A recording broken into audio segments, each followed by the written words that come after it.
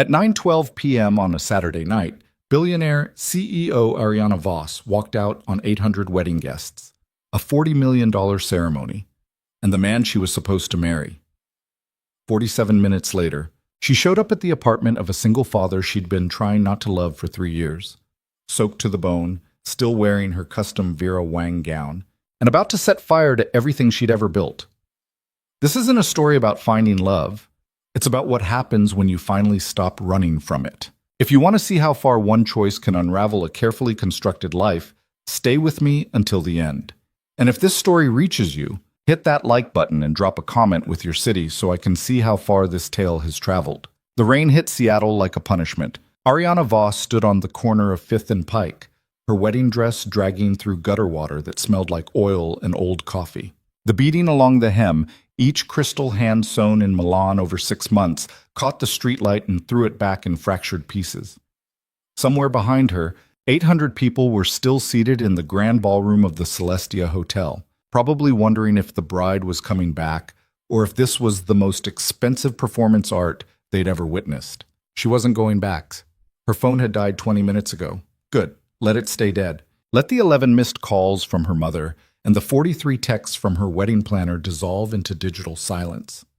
Let Marcus Hale, her almost husband, stand at that altar alone and figure out how to explain to the governor, 3 senators, and the CEO of Halcyon Industries why his bride had walked out through the service exit during the string quartet's rendition of Pachelbel's Canon. Ariana flagged down a cab. The driver took one look at her dress and hesitated. "Lady, if you're running from something illegal—" "I'm not." Her voice came out steadier than she felt. "I just need to get to Capitol Hill, Olive Way, and Belmont." He pulled away from the curb without another word. The city blurred past the window. She'd lived here her entire life, inherited a tech empire here, built Voss Industries into a $9 billion company here. And yet tonight, watching the streets slide by in rain-streaked smears of neon and shadow, she felt like a stranger. The cab stopped in front of a narrow brick building wedged between a Vietnamese restaurant and a used bookstore.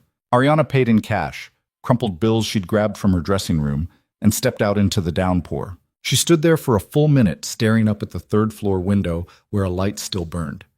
This was insane. She should turn around, call her lawyer, hire a crisis PR team, craft a statement about cold feet and emotional exhaustion and the pressures of running a Fortune 500 company at 30. She should do literally anything other than what she was about to do. But Ariana Voss had spent her entire life doing what she should do. And look where it had gotten her. She pushed the buzzer for apartment 3C. No answer. She pressed it again. Held it down. The intercom crackled. "Yeah?" A man's voice, rough with exhaustion. "It's me." Silence. Then, "Ariana, can I come up?" Another pause. Longer this time. She could almost hear him thinking, weighing the insanity of this moment against whatever logic still governed his world. The door buzzed. She pulled it open and climbed the stairs. Caleb Reed was waiting in the doorway when she reached the 3rd floor. He wore old jeans and a faded Seahawks t-shirt, barefoot, his dark hair messed up like he'd been running his hands through it. At 32, he had the kind of face that didn't photograph well. Too angular, too serious. But in person, it was the most honest thing Ariana had ever seen. He stared at her, at the dress, at the mascara she could feel streaking down her face. "What the hell happened?" "I left." "I can see that." He stepped aside. "Get in here before someone calls the cops." The apartment was small. A living room that doubled as a dining room, a kitchen barely big enough to turn around in, 2 bedrooms down a narrow hallway. Toys were scattered across the floor. Legos, a stuffed elephant, a stack of picture books. The TV was paused on some animated movie about talking animals. "Is she asleep?" Ariana asked. "Yeah, out cold." Caleb shut the door, locked it, turned back to her. "Do you want to tell me what you're doing here?" "I don't know." "You don't know?" "No." He exhaled, a sound caught somewhere between disbelief and resignation.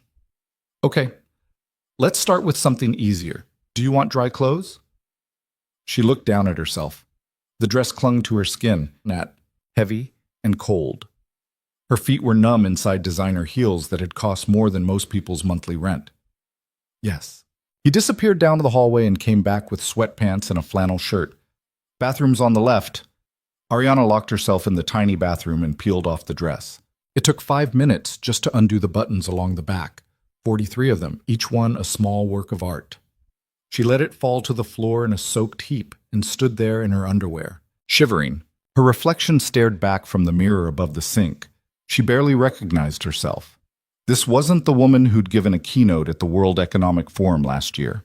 This wasn't the CEO who'd negotiated a hostile takeover while 8 months pregnant with stress-induced insomnia.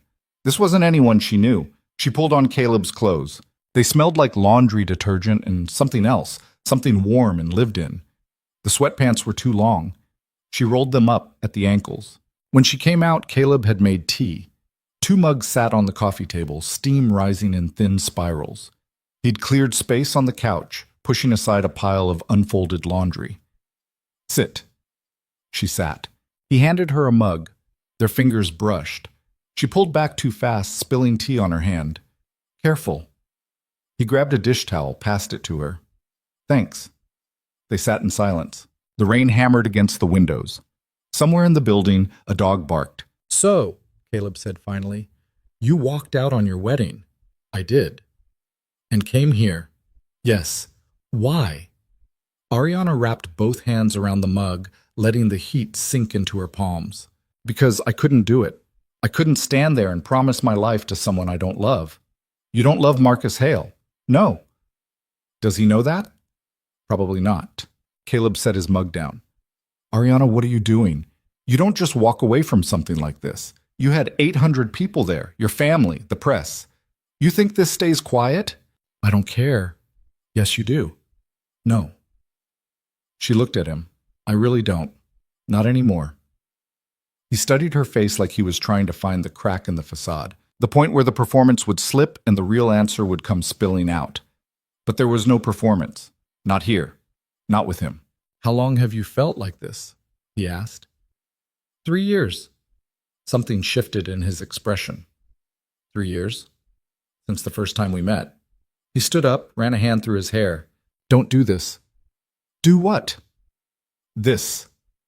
He gestured between them. "Whatever this is, you're in shock. You just blew up your life. You're not thinking straight. I've never thought straighter." "Ariana, do you remember when we met?" He stopped pacing. "Of course I remember." "Tell me." "Why?" "Because I need to hear you say it." Caleb looked at her for a long moment. Then he sat back down, elbows on his knees, hands clasped. "It was at the engineering summit," he said quietly. 3 years ago, you gave the opening speech. You were wearing a black suit, and you just announced the acquisition of Helix Solutions. Everyone was talking about it. You were this force, untouchable. And then you spilled coffee on me in the hallway. Ariana felt a smile tug at her mouth despite everything. "You were reading something on your phone. You walked right into me. I was distracted. You apologized 6 times. You bought me a new shirt. You wouldn't let me because it was a $15 shirt from Target and you were trying to hand me $300. They both fell quiet. The memory hung between them, small and stubborn. "You asked me about my daughter," Caleb said. "You had a picture of her as your phone background. She was holding a soccer ball. She still plays. She's terrible at it, but she loves it. What's her name again?" "Riley." "Riley." Ariana repeated it softly. "How old is she now?" 7, 2nd grade. "Does she know I exist?" Caleb hesitated. "She knows you're my boss. That's all? What else would I tell her?" "Well," Ariana set down her mug. Her hands were shaking. "That I think about you every day. That I've spent 3 years trying not to. That I buried myself in work and board meetings and charity galas and engagement dinners, because if I stopped moving for even a second, I'd have to admit that the only person I wanted to talk to was you." "Stop. No. Ariana, you're a CEO. I'm a senior engineer. You have a life that what? That matters more than this. That exists in a different universe than mine. I don't want that universe." "Yes, you do." His voice was hard now. "You want the idea of walking away from it. You want the fantasy. But tomorrow morning, when the shock wears off and your phone is charged and your PR team is in crisis mode, you'll want it back. You'll want your company and your reputation and your carefully managed life. And you should want those things. You built them. I built a prison. Bull. What the boss says. Then break out some other way. Don't drag me into it. Why not? Because I have a daughter.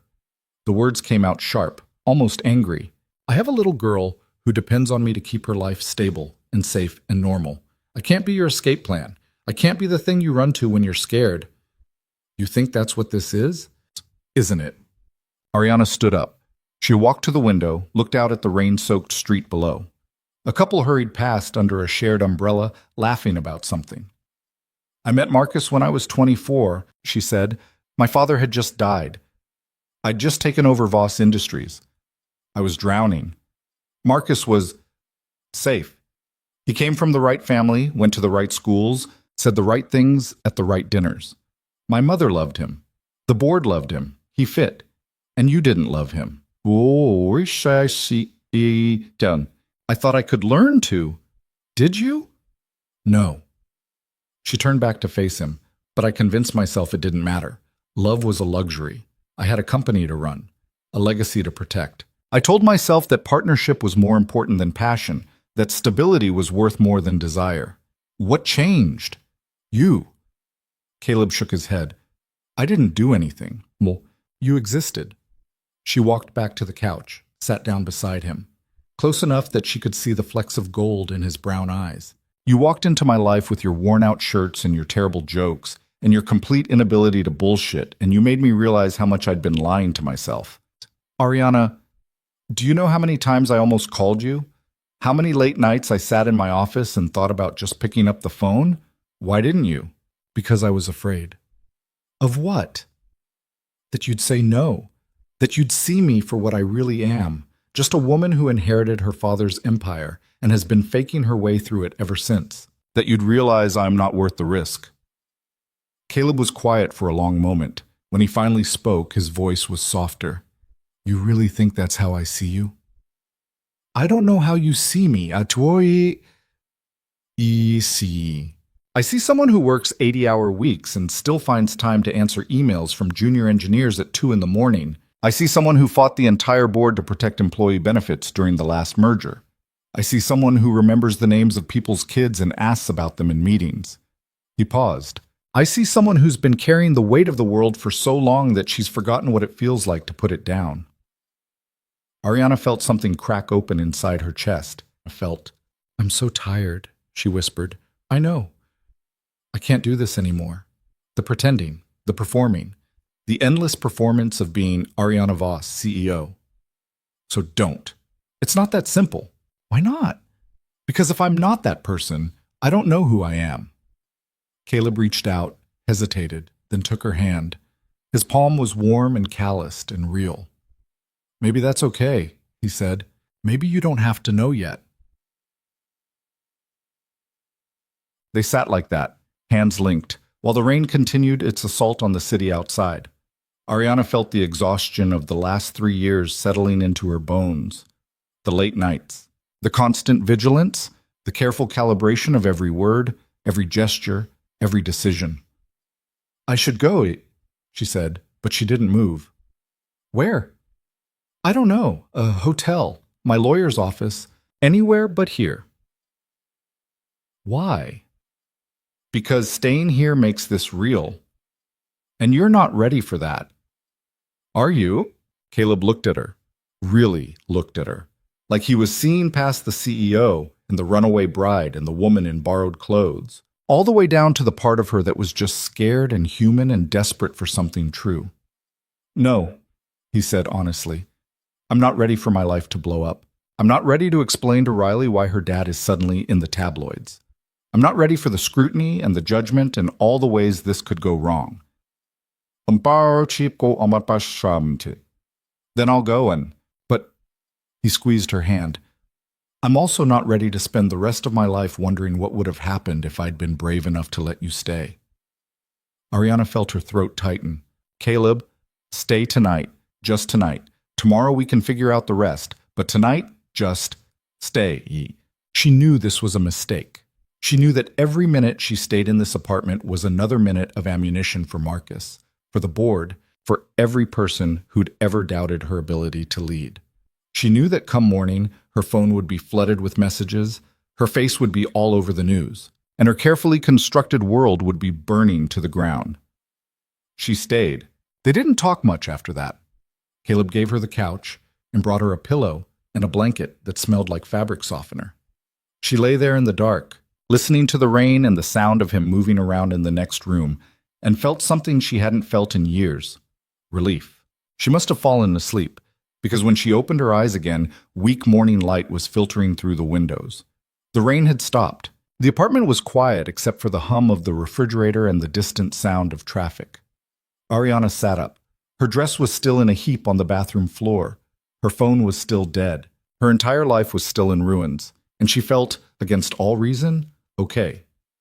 "You're awake. Bikram?" She turned. Riley stood in the doorway, wearing pajamas covered in cartoon cats. She had Caleb's dark hair and serious eyes, but there was something lighter in her face, something that hadn't been worn down yet. "Hi," Ariana said. Riley walked closer, studying her with open curiosity. "Are you my dad's friend?"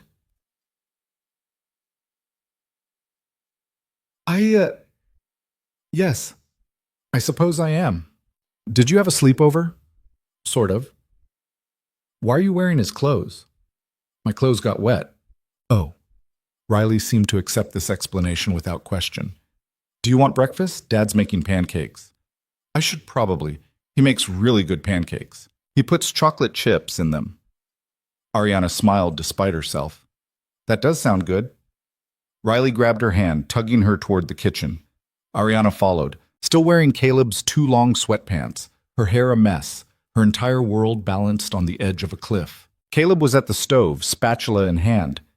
He looked up when they entered, and for a moment something passed between them, an acknowledgement of how surreal this was, how impossible, how terrifying. "Morning," he said. "Morning." Riley climbed onto a chair at the small table. "Dad, your friend wants chocolate chip pancakes." "Does she?" "Yes," Ariana said. "Apparently I do." He smiled. It was a small smile, uncertain and real, and it made Ariana's chest ache. They ate breakfast together. Riley talked about her upcoming soccer game and a boy in her class who kept stealing her erasers and a book she was reading about dragons. Caleb listened, asked questions, made jokes that made Riley groan and laugh at the same time. And Ariana sat there, in this tiny kitchen, in this tiny apartment, eating chocolate chip pancakes with a man she barely knew and his 7-year-old daughter, and thought, this is what I've been missing. Not the money, not the power, not the empire. This. The moment shattered when Caleb's phone rang. He glanced at the screen, and his expression changed. "It's your assistant." Ariana's stomach dropped. "Don't answer it. She's called 4 times. I don't care." "Ariana, please, just not yet." He hesitated, then set the phone face down on the counter. But they both knew it was only a matter of time. Riley looked between them, picking up on the sudden tension. "Is everything okay?" "Everything's fine, sweetheart," Caleb said. "Why don't you go brush your teeth?" "But I'm not done eating. Take your pancake with you." Riley grabbed her plate and disappeared down the hallway, glancing back at them with suspicious eyes. As soon as she was gone, Caleb turned to Ariana. "You need to call someone. Your lawyer, your PR team, someone. I know. This isn't going to stay quiet. You know that. I know. Then what's the plan?" "I don't have one." He stared at her. "You don't have a plan." "No. You're Ariana Voss. You always have a plan. Not this time." His phone rang again and again. Messages started pinging in rapid succession, the sound like small explosions. Caleb picked it up, scrolled through the notifications. His face went pale. "What?" Ariana asked. He turned the phone toward her. The screen showed a news alert. The headline read, "Billionaire CEO Ariana Voss vanishes on wedding night. Massive manhunt underway." Below it, another. Runaway bride or kidnapping. Sources say Voss missing for 12 hours. And another, Marcus Hale offers $1 million reward for information on missing fiancé. Ariana felt the floor tilt beneath her. Oh God, yeah, she grabbed the phone, scrolled through more articles. They were everywhere. CNN, BBC, local news, tech blogs, gossip sites. Photos of her in her wedding dress. Photos of Marcus looking devastated. Speculation about foul play, about mental breakdowns, about corporate espionage. Her mother had released a statement. Our family is devastated and asking for privacy during this difficult time. The police had opened an investigation. The FBI was reportedly involved. This is bad, Caleb said quietly. This is a nightmare. Riley appeared in the doorway, toothbrush still in her mouth. Dad, why is your friend on TV? They both turned. The living room TV had switched to the morning news. Ariana's face filled the screen, a professional photo from last year's shareholder meeting. The anchor was talking in grave tones about the mysterious disappearance. Riley pulled the toothbrush out of her mouth. That's you. Ariana couldn't speak. Caleb grabbed the remote, turned off the TV. Riley, go finish getting ready for school. But, now. Riley retreated, confusion and concern written all over her face. Caleb turned back to Ariana. You need to let people know you're okay. I can't. You have to. If I tell them where I am, they'll come here. They'll find out I'm with you. They'll tear your life apart. They're going to find out anyway. Not if I leave now. And go where? I don't know. Somewhere. Anywhere. That's not a plan. That's running. Maybe running is all I know how to do. Caleb grabbed her shoulders. Listen to me. You want to walk away from your old life? Fine. Do it. But don't walk away from this without thinking it through. Don't blow up my world and Riley's world just because you're scared. I'm not scared. Yes, you are. And that's okay. But you need to own it. You need to figure out what you actually want before you make any more moves. Ariana pulled away from him. What I want? I want to not be Ariana Voss for 5 minutes. I want to not carry the weight of a $9 billion company and my father's legacy and everyone's expectations. I want to just exist as a person, not a brand. Then do that. How? Start by calling your assistant. Let her know you're alive. Then we figure out the rest. And what is the rest? I don't know yet, but we'll figure it out together. The word together hung in the air between them, fragile and dangerous. Ariana's borrowed phone, Caleb had found her an old one, buzzed in her pocket. She pulled it out. A text from an unknown number. Ariana, this is Victoria. I know you're reading this. Please call me. The board is in emergency session. Marcus is threatening legal action. Your mother is hysterical. You need to come back. Now. Victoria Chen, her COO. One of the few people she actually trusted. Another text came through. Please, whatever you're doing, just let us know you're safe. Ariana looked at Caleb, at this man who'd offered her shelter when she had nowhere else to go, who'd fed her breakfast and hadn't asked for anything in return, who was now standing in his kitchen, holding the pieces of his own life together while hers fell apart around them both. I'm sorry, she said. For what? For dragging you into this. You didn't drag me anywhere. I opened the door, Tot. You should have slammed it in my face. Probably. He almost smiled. But I've never been good at doing what I should. Ariana made the call. Victoria answered on the first ring. Oh, thank God. Ariana, where are you? Are you hurt? I'm fine. Fine? You've been missing for 12 hours. The FBI is involved. Marcus filed a missing persons report. Your mother is... Tell them I'm safe. Tell them I left of my own free will. Tell them there's no kidnapping, no foul play, nothing criminal. Where are you? I can't tell you that yet. Ariana, Victoria, listen to me. I need you to do something. What? Call an emergency board meeting for today. It's already happening, 2 hours from now. Good, I'll be there. Silence. Then, you're coming back? I'm coming to the meeting. That's not the same thing. No, Ariana said quietly. It's not. She hung up. Caleb was watching her. So you're going back to the meeting. not to Marcus, not to that life. And after the meeting? I don't know. Ariana, I don't know you, she repeated, and this time her voice cracked. I don't have a plan. I don't have answers. All I know is that I can't go back to the way things were, even if it costs me everything. It might. I know. He stepped closer. What do you need? I need to borrow your shower and your phone charger, and maybe a shirt that doesn't have a Seahawks logo on it. Done. What else? She looked at him. At this good, steady man who'd somehow become the center of her entire world in the span of 12 hours. I need you to know, she said slowly, that whatever happens next, whatever mess this turns into, last night, this morning, it was real. You're real, and I'm not going to let anyone take that away from me. Something in his expression softened. Okay. Okay. Yeah. Okay. She wanted to kiss him, wanted it with an intensity that scared her.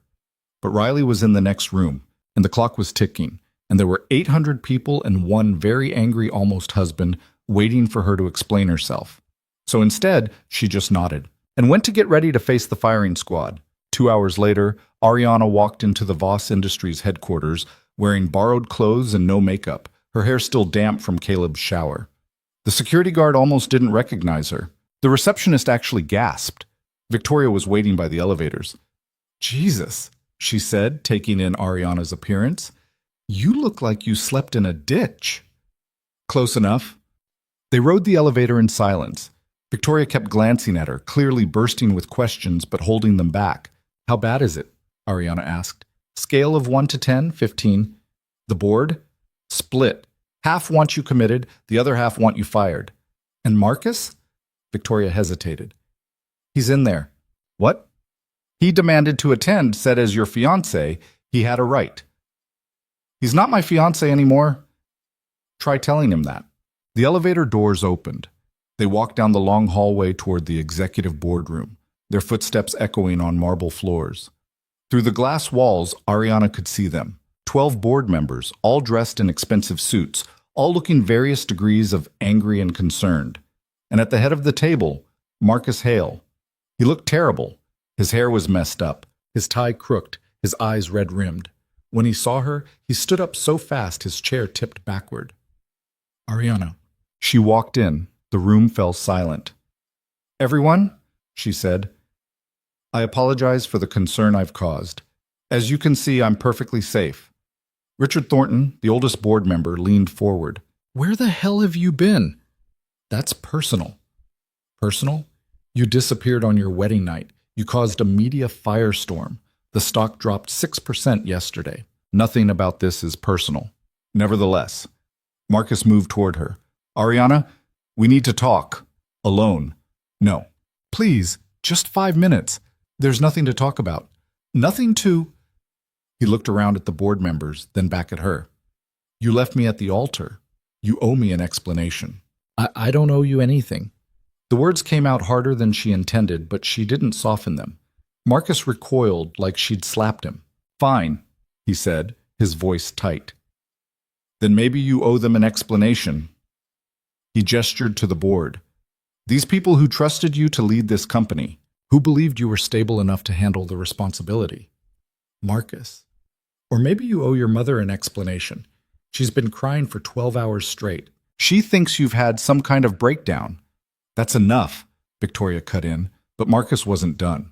Or maybe... He stopped, stared at her. Wait, is that a man's shirt? Ariana looked down. She was wearing one of Caleb's button-downs under her jacket. She'd thought it looked professional enough, but Marcus's eyes had caught the fit, the 2 long sleeves she'd rolled up. Whose shirt is that? Marcus asked quietly. That's none of your business. None of my... His voice rose. Were you with someone? The room had gone completely silent. Every board member was staring. Ariana lifted her chin. Yes. Who? That's also none of your business. Marcus laughed, a sound with no humor in it. This is incredible. You didn't just run away, you ran to someone else. Marcus, stop. Who is he? Do I know him? It doesn't matter. It absolutely matters. You humiliated me in front of 800 people. You destroyed our wedding, our future, and you're telling me it was for some other man? It wasn't for him. It was for me. That's the same thing. No, Ariana said. It's really not. Richard Thornton cleared his throat. Ms. Voss, I think we need to address the real issue here. Your emotional state, your judgment. The board is concerned that I made a choice, Ariana interrupted. That I chose myself over what was expected of me. That I prioritized my own happiness over the company's image. That's not fair, another board member said. Isn't it? She turned to face them all. You've spent the last 6 years praising me for my dedication, for putting Voss Industries above everything else, above my health, my relationships, my personal life. And the one time I make a choice that's just for me, you question my fitness to lead? You left your own wedding, Richard said. That's not just a personal choice. That's erratic behavior. Or it's clarity. It's selfish. Maybe, Ariana said, but I'm done apologizing for it. Marcus was still staring at the shirt. I want to know who he is. Marcus, let it go. No, you owe me that much. Who is he? Some billionaire you met at Davos? Some tech entrepreneur? Someone from your world? Ariana thought about Caleb's tiny apartment, about Riley's soccer trophies, and the chocolate chip pancakes, and the way he'd looked at her when he said, stay. No, she said. He's not from my world at all, and that's exactly why he matters. Marcus's face went cold. I'm going to find out who he is. Good luck with that. I'm serious. If you think you can just walk away from me, from us, and not face consequences, what consequences? Ariana stepped closer to him. What are you going to do, Marcus? Sue me for breach of promise? Leak stories to the press? Ruin my reputation? She smiled bitter. Do your worst. I'm already ruined. You don't mean that. I absolutely mean it. Richard stood up. Ms. Voss, the board has discussed this situation. We believe it would be best if you took a leave of absence. 3 months. Maybe 6. Get some rest. Get some perspective. Come back when you're ready to lead with a clear head. No, this isn't a request. You want me to step down? We want you to take care of yourself. What? And who runs the company while I'm gone? You? She looked around the table. Because the last time this board made executive decisions without me, you nearly drove us into bankruptcy. That's not fair to us, another member protested. It's true. Victoria stepped forward. Ariana, maybe they have a point. You've been under enormous stress. A few months away might what? Make me come to my senses? Make me realize I should have married Marcus and played my part like a good little CEO. That's not what I meant. Then what did you mean? Victoria's expression softened. I mean, you look exhausted. You look like you haven't slept in days. And whatever you're running toward, you're not going to find it if you burn yourself out first. Ariana wanted to argue, wanted to fight, but the truth was she was exhausted. Bone deep, soul tired, exhausted. I'll think about it, she said finally. Richard nodded. Good. We'll table this discussion until next week. Fine. Is that all? One more thing. Marcus's voice was quiet now, dangerous. If I find out who you were with last night, and if he works for this company, I will make sure his career is destroyed. I will make sure he never works in this industry again. Ariana's blood went cold. You wouldn't. Try me. They stared at each other across the conference table, and Ariana saw it clearly. This wasn't about love. It had never been about love. This was about power, about control, about a man who'd been denied something he thought he owned. Get out, she said. Excuse me? Get out of this building. You're not a board member. You're not an employee. You have no right to be here. I'm your fiancé. No, you're not. You're nothing to me. So get out before I call security. For a moment, she thought he might refuse. But then he grabbed his briefcase and walked to the door. He paused at the threshold. You're making a mistake. Probably, but it's my mistake to make. He left. The door clicked shut behind him. Ariana turned back to the board. Anything else? Silence. Good. This meeting is adjourned. She walked out before anyone could respond. Victoria caught up with her in the hallway. Ariana, wait. Not now. We need to talk about damage control. Set. Later. The press is camped outside. You need to make a statement. Then make one for me. What do I say? Ariana stopped walking, turned to face her COO. Tell them the truth. Tell them I left my wedding because I didn't want to marry Marcus Hale. Tell them I'm taking some time to figure out what I actually want from my life. Tell them the company is in good hands, and I'll be back when I'm ready. And when will that be? I don't know yet. Victoria studied her face. This person you were with, is it serious? I don't know that either, but it could be. Ariana thought about Caleb waiting at home, probably wondering if she was okay, probably regretting ever letting her through his door. Yeah, she said quietly. It could be. Then be careful. Marcus meant what he said. If he finds out who this guy is, he won't. You don't know that. I'll make sure he doesn't. Makishul. Victoria nodded slowly. Okay, I'll handle the press. You, do whatever you need to do. Thank you. Don't thank me yet. This is going to get worse before it gets better. I know. Ariana took the service elevator down to the parking garage. Her car was still wherever she'd left it yesterday, probably at the hotel. She called a car instead. The driver didn't recognize her. Small miracle. She gave him Caleb's address. When she got there, she stood outside the building for a full minute before going up. What was she doing? What was she asking of him? He had a daughter to protect, a life to keep stable, and she was about to drag him into a media circus that would make his existence hell. She should walk away, should spare him that. Instead, she climbed the stairs. He opened the door before she could knock. You're back. I'm back. He stepped aside to let her in. Riley was at the kitchen table working on homework. Hi, the little girl said, looking up. Did you fix your problem? Ariana smiled despite everything. Not yet, but I'm working on it. That's good. My teacher says persistence is important.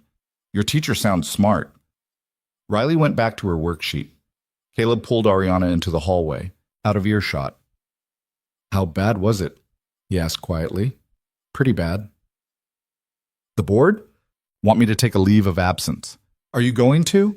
I don't know. Marcus threatened to destroy anyone I was with if he finds out. Caleb's jaw tightened. Let him try. I'm serious. He has resources, connections. He could actually ruin you. So what do you want to do? Ariana looked at him, at this steady, stubborn man who somehow made her feel braver than she'd felt in years. I want to stay, she said. For a little while longer, if that's okay. How long is a little while, Sate? I don't know. A few days? A week? However long it takes to figure out what comes next. And what about Riley? She's going to ask questions. So tell her the truth. Tell her I'm your friend, and I needed somewhere to stay. That's only part of the truth. Then tell her the rest when you're ready. Caleb ran a hand through his hair, a gesture she was starting to recognize as his tell when he was stressed. This is crazy. I know. My life is about to become a circus. I know. Riley's going to see you on TV and have questions I don't know how to answer. I know. So why am I even considering this? Ariana stepped closer. Because you feel it too. This thing between us. And you're too honest to pretend you don't. He looked at her for a long moment. Then he sighed. Okay. Okay? You can stay. But we set some rules. Like what? Like you sleep on the couch. Like we keep things appropriate in front of Riley. Like you figure out what you actually want before you burn both our lives down. Deal. And one more thing. What? You have to tell me the truth. About everything. No corporate spin, no carefully worded statements. Just the raw, messy truth. Ariana felt something tight in her chest loosen. I can do that. Then welcome to the circus, Caleb said. And despite everything, despite the chaos waiting outside, despite the board meeting and Marcus's threats and the press camped outside Voss Industries headquarters, Ariana smiled. Because for the first time in years, she was exactly where she wanted to be. Even if it was completely, utterly insane. The first 3 days felt like living in a snow globe. Fragile, contained, separate from the chaos shaking the world outside. Ariana slept on Caleb's couch, woke to the smell of coffee and Riley's cartoons, and tried to remember what it felt like to be ordinary. She borrowed more of Caleb's clothes. She learned that Riley hated broccoli but would eat it if you called it tiny trees. She discovered that Caleb couldn't sing to save his life, but did it anyway when Riley asked, completely unself-conscious about how off-key he was. And she watched the news coverage spiral into madness. By day 2, the media had christened her the runaway CEO. Think pieces flooded the internet. Was this a feminist statement about rejecting traditional marriage? A mental breakdown brought on by corporate pressure? A publicity stunt? The speculation was endless and mostly wrong. Marcus gave an interview to Bloomberg, his face a careful mask of concern. I just want Ariana to know that I'm here for her, whatever she's going through. We all have moments of doubt. I hope she finds the clarity she needs. The implication was clear. She'd lost her mind, and he was the patient, almost husband waiting for her to come to her senses. The stock had stabilized, mostly thanks to Victoria putting out fires and reassuring investors that Ariana was fine, just taking personal time. But the whispers had started. Board members were making calls, shareholders were asking questions. The clock was ticking. On the 4th morning, Ariana woke to Riley standing beside the couch, staring at her. "You're still here," the girl said. Ariana sat up, rubbing sleep from her eyes. "Yeah, is that okay? I guess." Riley tilted her head. "Are you going to live here now?" "I don't know yet. My friend Emma's mom has a boyfriend who lives with them. Is my dad your boyfriend?" Ariana felt her face heat. "It's complicated. That's what adults say when they don't want to explain things." "You're right. I'm sorry." Ariana pulled the blanket around her shoulders. "Your dad and I are trying to figure out if we want to be together. But it's hard because our lives are very different." "Because you're rich?" "Because I have a job that takes up a lot of my time, and people pay attention to everything I do. And if your dad and I are together, people will pay attention to him too, and to you." Riley considered this. Would they be mean? Some of them might be. That's stupid. I agree. So what are you going to do? Ariana looked at this 7-year-old who somehow cut through every complication and landed on the only question that mattered. "I'm going to try to protect you," she said. "And your dad, even if it means walking away." Riley frowned. "But if you walk away, then you can't be together anyway. So what's the point?" Before Ariana could answer, Caleb appeared in the doorway. "Riley, breakfast. Now." "But I'm talking to—" "Now." Riley sighed dramatically and trudged toward the kitchen. Caleb waited until she was out of earshot, then sat on the edge of the couch. "She asked if you're my girlfriend," he said. "I know. I was there. What did you tell her?" "The truth. That we're figuring it out." He nodded slowly. "I got a call this morning from a reporter at the Seattle Times." Ariana's stomach dropped. "How did they get your number?" "I don't know. But they knew you were here. They knew we worked together. They asked if we were having an affair." "What did you say?" I hung up. "Caleb." They called back 3 times, left voicemails asking for comment. Ariana stood up, paced to the window. Down on the street, everything looked normal. A woman walking her dog. A teenager on a skateboard. No reporters camped outside. Yet. "They're fishing," she said. "They don't actually know anything. They know enough." "Did they mention Riley?" "No, but it's only a matter of time." Ariana turned to face him. "I need to leave." "Where will you go?" "I'll figure it out. But I can't stay here. Not if it puts you and Riley at risk." "Running away again?" "Huh?" The word stung. "That's not fair." "Isn't it?" Caleb stood up. "You ran from your wedding. You ran to me. And now you're running again because it's getting complicated. I'm trying to protect you." "I don't need protection. I need honesty." "I'm being honest." "No, you're being scared. There's a difference." Riley called from the kitchen. "Dad, my cereal is getting soggy." "1 minute." Caleb lowered his voice.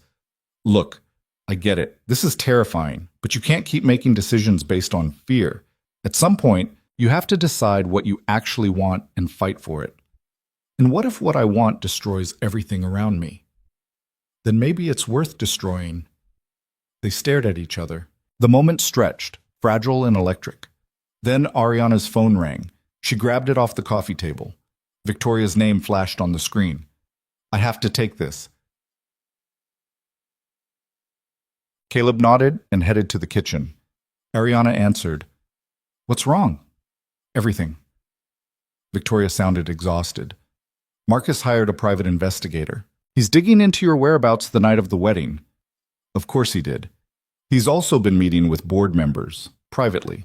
I don't know what he's telling them, but Richard Thornton called this morning asking if you were emotionally stable enough to continue in your role. He can't do that. I founded this company. Technically, your father founded it. You inherited it. That's semantics. To lawyers, semantics are everything. Victoria paused. Ariana, you need to come back. Make a statement.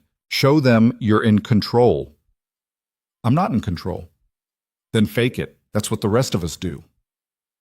Ariana walked back to the window. The woman with the dog was gone. A black SUV had appeared across the street, engine running.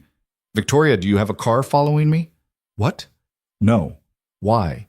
There's an SUV outside, tinted windows. Get away from the window, now. Ariana stepped back. You think it's press? Or Marcus's investigator? Or both? Victoria's voice had gone sharp. Where are you? I can't tell you that. Ariana, the less you know, the better. Plausible deniability. This is insane. I know.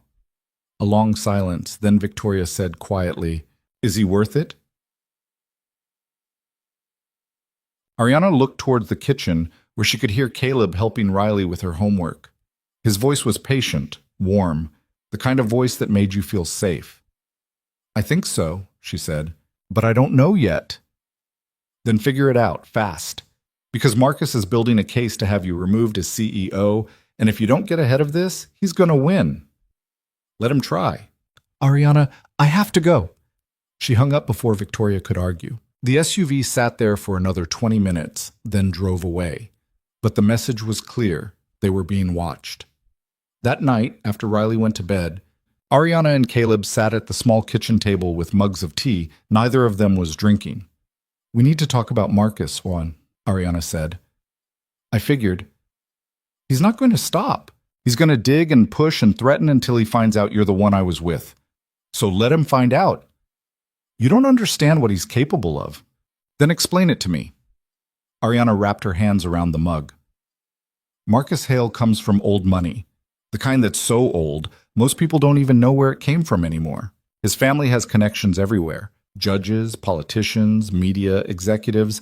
If he wants to destroy someone, he can do it quietly and efficiently. And by the time you realize what's happening, it's already over. And you were going to marry this guy? I told you, he fit. Into what? Your nightmare? Into the life I thought I was supposed to have. Caleb leaned back in his chair. So what's his angle? Why does he care so much about who you were with? Because I humiliated him. And men like Marcus don't handle humiliation well. So this is about ego. This is about power. I took his power away when I walked out. Now he wants it back. By coming after me. Yes. Well, Caleb took a sip of cold tea, made a face. That's going to be disappointing for him. How so? Because I don't have anything he can take. I'm not rich. I don't have social status. I'm just a guy raising his kid and trying to pay rent on time. He set down the mug. The worst he can do is get me fired, and honestly, I've been fired before. I survived. This is different. Why? Because this time, he'll make sure no one else will hire you. He'll blacklist you, spread rumors, make it impossible for you to work anywhere in the industry. Then I'll work somewhere else. Caleb, Ariana, listen to me. He reached across the table, took her hand. I'm not going to live my life afraid of what some rich asshole might do. Neither should you. It's not that simple. It kind of is. Either we decide this thing between us is worth fighting for, or we don't. But we can't make that decision based on fear. And what about Riley? She didn't sign up for this. Yes, no. But she also didn't sign up for a father who teaches her to hide from hard things. He squeezed her hand. I want her to see that sometimes the right choice is also the scary one, and you do it anyway. Ariana felt tears prick her eyes. When did you get so brave? I'm not brave. I'm terrified, but I'm also tired of playing it safe and ending up alone. You're not alone. You have Riley. E.T. Yeah, and she's amazing, but she's 7. Eventually, she's going to grow up and have her own life. And I'm going to be that guy who sacrificed everything for safety and has nothing to show for it except regrets. You won't regret protecting her. No, but I might regret not showing her what it looks like to take a risk on something real. They sat in silence, hands still linked across the table. Finally, Ariana said, I don't know how to do this. Do what? Be with someone. Really be with them. I've spent my entire life managing relationships like business deals, calculating risk, hedging bets. I don't know how to just feel something and trust it, then learn. What if I'm bad at it? Then you'll be bad at it, and we'll figure it out. What if I hurt you? Then I'll be hurt, and we'll figure that out too. She laughed, a sound caught between hope and despair. You make it sound so simple. It's not simple, but it's not as complicated as you're making it either. A crash from Riley's room made them both jump. They rushed down the hallway to find her sitting on the floor, rubbing her head, a pile of books scattered around her. What happened? Caleb asked. I was trying to reach my nightlight and I fell off the bed. Are you okay? Yeah, just surprised. He helped her up, checked for injuries, found none. Back to bed. But I'm not tired. Too bad. School tomorrow. Riley climbed back into bed, and Caleb tucked the blanket around her. Ariana stood in the doorway, watching this small ritual of care, and felt something crack open in her chest. Dad? Riley said. Yeah? Is Ariana staying forever? Caleb glanced at Ariana. I don't know, sweetheart. I hope she does. She's nice. She is nice. And she doesn't try to make me eat vegetables in a sneaky way like Grandma does. I heard that, Ariana said. Riley grinned. It's true, though. Caleb kissed her forehead. Sleep. Fine. They left the door cracked and went back to the living room. But something had shifted. The question Riley had asked hung in the air, impossible to ignore. I should go, Ariana said. Tomorrow, before this gets any worse. Where? I'll figure it out. Maybe I'll go stay with Victoria, or rent a place somewhere quiet, somewhere Marcus can't find me. And then what? I don't know. That's not good enough. It's all I have right now. Caleb ran a hand over his face. Okay. New plan. What plan? You stop running. You face this head on. I tried that. It didn't work. You faced the board. That's not the same thing. You need to face Marcus. Publicly. That's insane. Is it? Because right now he's controlling the narrative. He's playing the victim. The devoted fiancé worried about his unstable bride-to-be, and everyone's buying it. So what do you suggest? Go arm me, must see. Tell the truth. Your truth. Not through some carefully worded PR statement. Actually tell people what happened and why. They'll crucify me. Some of them will, but some of them won't. And the ones who matter will respect you for being honest. Ariana sat down on the couch, feeling the weight of exhaustion settle into her bones. You're asking me to commit professional suicide. I'm asking you to stop living a lie. It's not that simple. You keep saying that, but I think you're wrong. I think the truth is actually the simplest thing in the world. You just have to be brave enough to say it. She looked at him, at this stubborn, idealistic man who somehow believed the world worked the way it should instead of the way it actually did. What if I lose everything?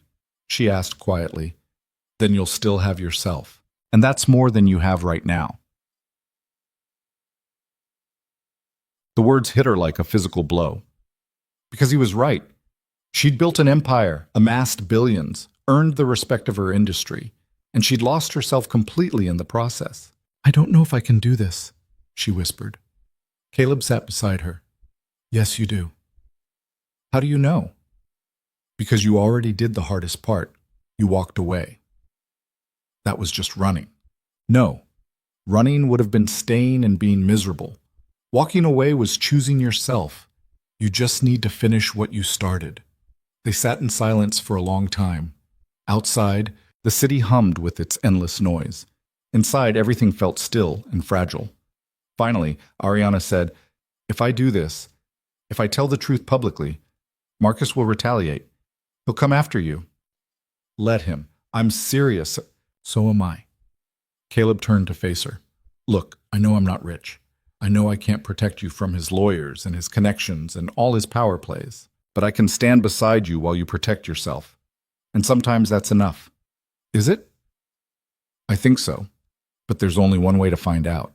Ariana closed her eyes, tried to imagine it. Standing in front of cameras, admitting she'd left Marcus not because of cold feet or stress, but because she'd fallen for someone else. Someone inappropriate. Someone the world would never understand. The idea terrified her. It also felt like the first honest thing she'd considered in years. "Okay," she said. "Okay? I'll do it. I'll tell the truth." Caleb smiled. "Yeah?" "Yeah, but on one condition." "What's that?" "You let me protect Riley, however I can, whatever that takes." "Deal." They shook hands, formal and absurd, and then both started laughing because the whole situation was completely insane. When the laughter faded, Caleb said, "So when do you want to do this?" "Tomorrow, before I lose my nerve." "How?" "I'll call a press conference, make a statement. What are you going to say?" "I have no idea, but I have 12 hours to figure it out." She spent those 12 hours writing and deleting and rewriting. Caleb made coffee. Riley asked questions about why Ariana looked so stressed. The sun set and rose again, and Ariana still didn't have the right words. At 7 in the morning, Victoria called. "Tell me you're joking." "About what?" "About the press conference you just scheduled for noon today." "How did you—" "I'm your COO. I get notifications about these things." Victoria's voice was tight. "Please tell me you're not about to do something catastrophically stupid." "I'm going to tell the truth." "That's exactly what I was afraid you'd say." A long pause. "Ariana, listen to me. If you go out there and admit you were with someone else the night of your wedding, the board will use it as proof you're unfit to lead. Marcus will use it to justify whatever revenge plot he's cooking up. And the media will tear you apart. I know." "And you're doing it anyway?" "Yes." "Why?" "Because I'm tired of being afraid." Victoria was quiet for a moment, then she said, "Okay, if you're going to do this, do it right. Let me help you prep. You don't have to—" "Yes, I do. Someone needs to make sure you don't completely self-destruct." A pause. "And for what it's worth, I think you're either incredibly brave or incredibly stupid. I haven't decided which yet." "But can it be both?" "With you, probably." They spent the next 4 hours preparing. Victoria came to the apartment, her first time meeting Caleb, which was awkward in ways Ariana hadn't anticipated. Riley was at school, thank God, so that was one less complication. "So you're the guy," Victoria said, shaking Caleb's hand. "I guess I am." "You know this is going to blow up your life, right?" "So I've been told." "And you're okay with that?" Caleb glanced at Ariana. "I'm getting there." Victoria nodded slowly. "Okay then, let's figure out how to minimize the damage." They worked through the statement. What to say, what not to say, how to frame it. Victoria was ruthless, cutting anything that sounded defensive or apologetic. "You're not sorry," she kept saying, "so don't act like you are. Own it." At 11:30, they left for Voss Industries headquarters. Ariana wore one of her own suits. Victoria had brought it, and felt like she was putting on armor. Caleb stayed behind with instructions to keep his phone off and stay away from windows. The lobby was already packed with reporters, cameras everywhere, microphones thrust forward like weapons. Victoria led Ariana through the crowd to the podium that had been set up. "You ready?" "No." "Good. The best speeches come from terror, Sam." "That's not reassuring." "It wasn't meant to be." Victoria stepped back. "Go get them."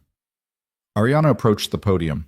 The room fell silent, hundreds of eyes on her, cameras clicking. She could see Marcus in the back, arms crossed, face unreadable. She took a breath. "Thank you for coming. I'm going to make a brief statement and won't be taking questions." Her voice came out steadier than she felt. 6 days ago, I left my wedding.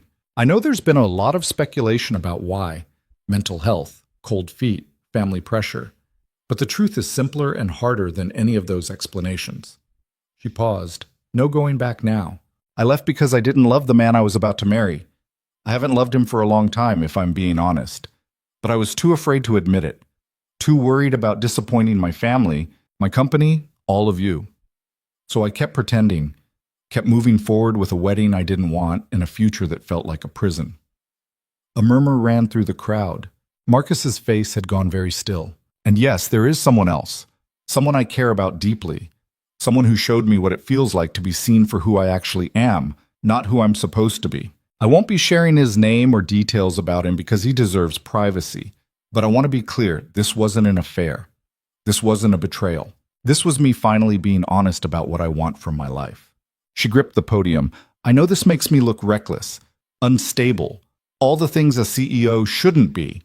But I'd rather be those things than spend the rest of my life lying. To you, to my company, to myself. Some of you will think I'm throwing away everything my father built. Maybe I am. But my father also taught me that integrity matters more than image. And I've spent 6 years building an image while my integrity rotted from the inside out. So here's what I'm prepared to do. I'm taking a 30-day leave of absence from Voss Industries. Victoria Chen will serve as acting CEO. During that time, I'm going to figure out who I am when I'm not performing for anyone. And then I'll come back and let you all decide if I'm still the person you want leading this company. She looked directly at Marcus. And to the people who think they can use this against me, who think my honesty is a weakness they can exploit, do your worst. I'm done being afraid of you. She stepped away from the podium. The room erupted, reporters shouting questions, cameras flashing. Marcus pushed through the crowd toward her, but security stopped him. Victoria appeared at Ariana's elbow. We need to go. Now, Sotpa! They escaped through a side exit, got into Victoria's car, drove away while the chaos continued behind them. That was either the bravest or stupidest thing I've ever seen, Victoria said. Still can't decide? Nope. Ariana's phone started buzzing. Calls, texts, emails flooding in. She turned it off. What happens now, Yi? She asked. Now? The internet loses its mind. Half will call you a hero. Half will call you a disaster. The board will have an emergency meeting. Marcus will probably sue you for something. And your life will never be the same. Sounds about right. Victoria glanced at her. You really care about this guy? The mystery man? I think so. I don't know yet. Is he worth all this? Ariana thought about Caleb's small apartment, about Riley asking if she was staying forever, about the way he'd looked at her this morning and said good luck, like he actually believed she could survive this. Ask me in 30 days, she said. When she got back to the apartment, Caleb was pacing. Riley was still at school, wouldn't be home for another hour. I saw, he said. The whole thing, it's everywhere. And you were amazing. Really? Really? He pulled her into a hug. She let herself sink into it, feeling the solid warmth of him. You told the truth. You didn't apologize. You were just you. The internet's probably melting down. Oh, completely. Twitter's having a field day. Half the hashtags are supportive. The other half want you arrested for crimes against matrimony. That's not a real crime. Tell that to the internet. She pulled back, looked up at him. I didn't use your name. I noticed. Marcus is going to find out anyway. You know that? I know. And when he does, we'll deal with it. Caleb cupped her face in his hands. Together. You're really okay with this? No, I'm terrified. But I'm also more okay than I've been in years. That doesn't make sense. Love doesn't make sense. That's kind of the whole point. Ariana froze. What did you just say? Caleb's eyes widened slightly, like he'd surprised himself. I said, love doesn't make sense? You said love. Yeah, I guess I did. Do you mean it? He was quiet for a moment. Then he smiled, small and real. Yeah, I think I do. Is that okay? I don't know. Ask me in 30 days. Fair enough.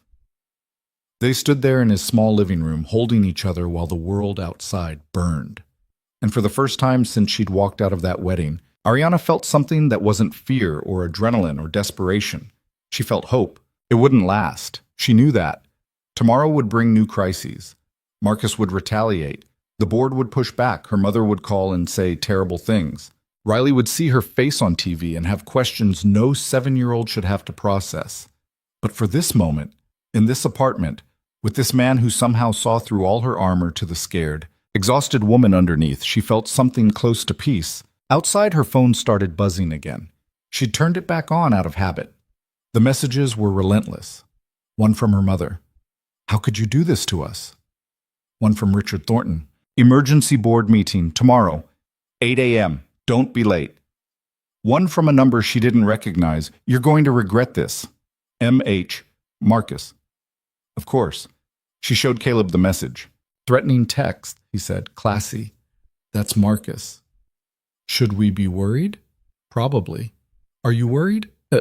Ariana looked at the message again, thought about all the ways Marcus could make good on that threat. Then she deleted it.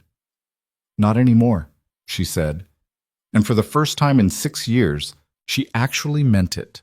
The threat came 24 hours later, and it came for Caleb. He was at work when his supervisor called him into the office.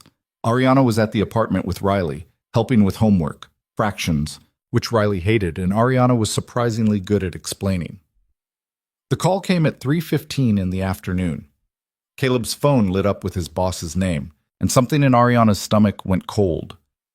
"I need to take this," Caleb said, stepping into the hallway. Through the thin walls, Ariana could hear his voice, muffled but tense. Riley kept working on her math problems, oblivious. Ariana tried to focus on the numbers in front of her, but all she could think about was Marcus's message. "You're going to regret this." Caleb came back 10 minutes later. His face had gone carefully blank. "What happened?" Ariana asked. "Not now." He glanced at Riley. "Later." They made it through dinner, mac and cheese from a box, Riley's favorite, and Riley's bath time and bedtime story. The whole time Caleb moved like he was on autopilot, mechanical, distant. When Riley's door finally clicked shut, Ariana cornered him in the kitchen. "Tell me." He leaned against the counter, arms crossed. "They're investigating me for ethics violations." "What?" "Someone filed a complaint. Anonymous. Claiming I used my position to pursue a relationship with a superior. That I've been angling for promotions and favorable treatment by getting close to you." Ariana felt the floor tilt. "That's insane." "Is it? Because from the outside, it probably looks pretty damning. Junior engineer gets involved with the CEO. Suddenly he's being considered for senior positions he wouldn't normally qualify for. You earned those positions." "Did I? Or did I get them because you were trying to help me?" "Caleb, I need you to be honest with me." His voice was hard.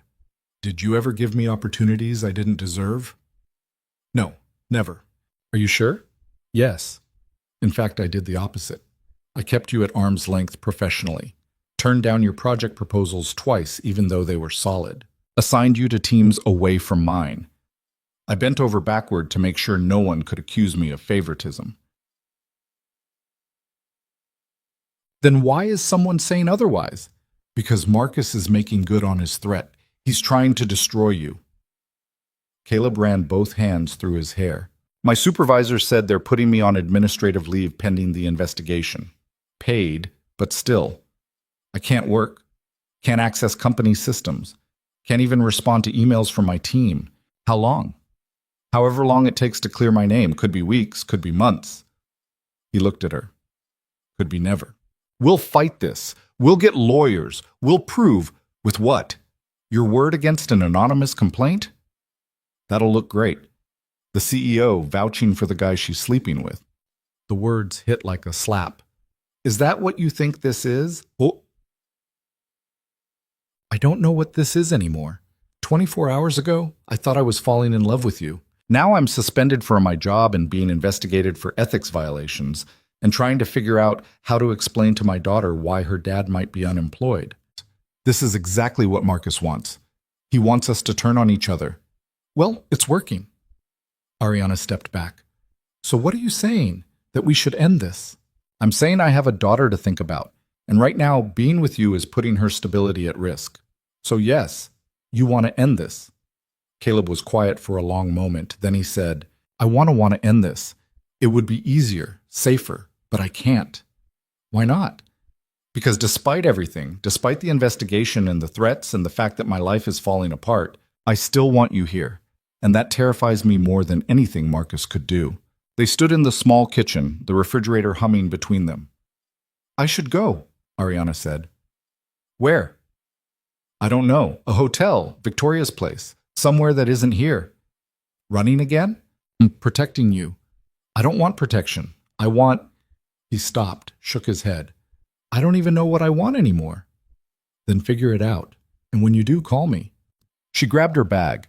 She'd learned to keep one packed, just in case, and headed for the door. Ariana. She turned.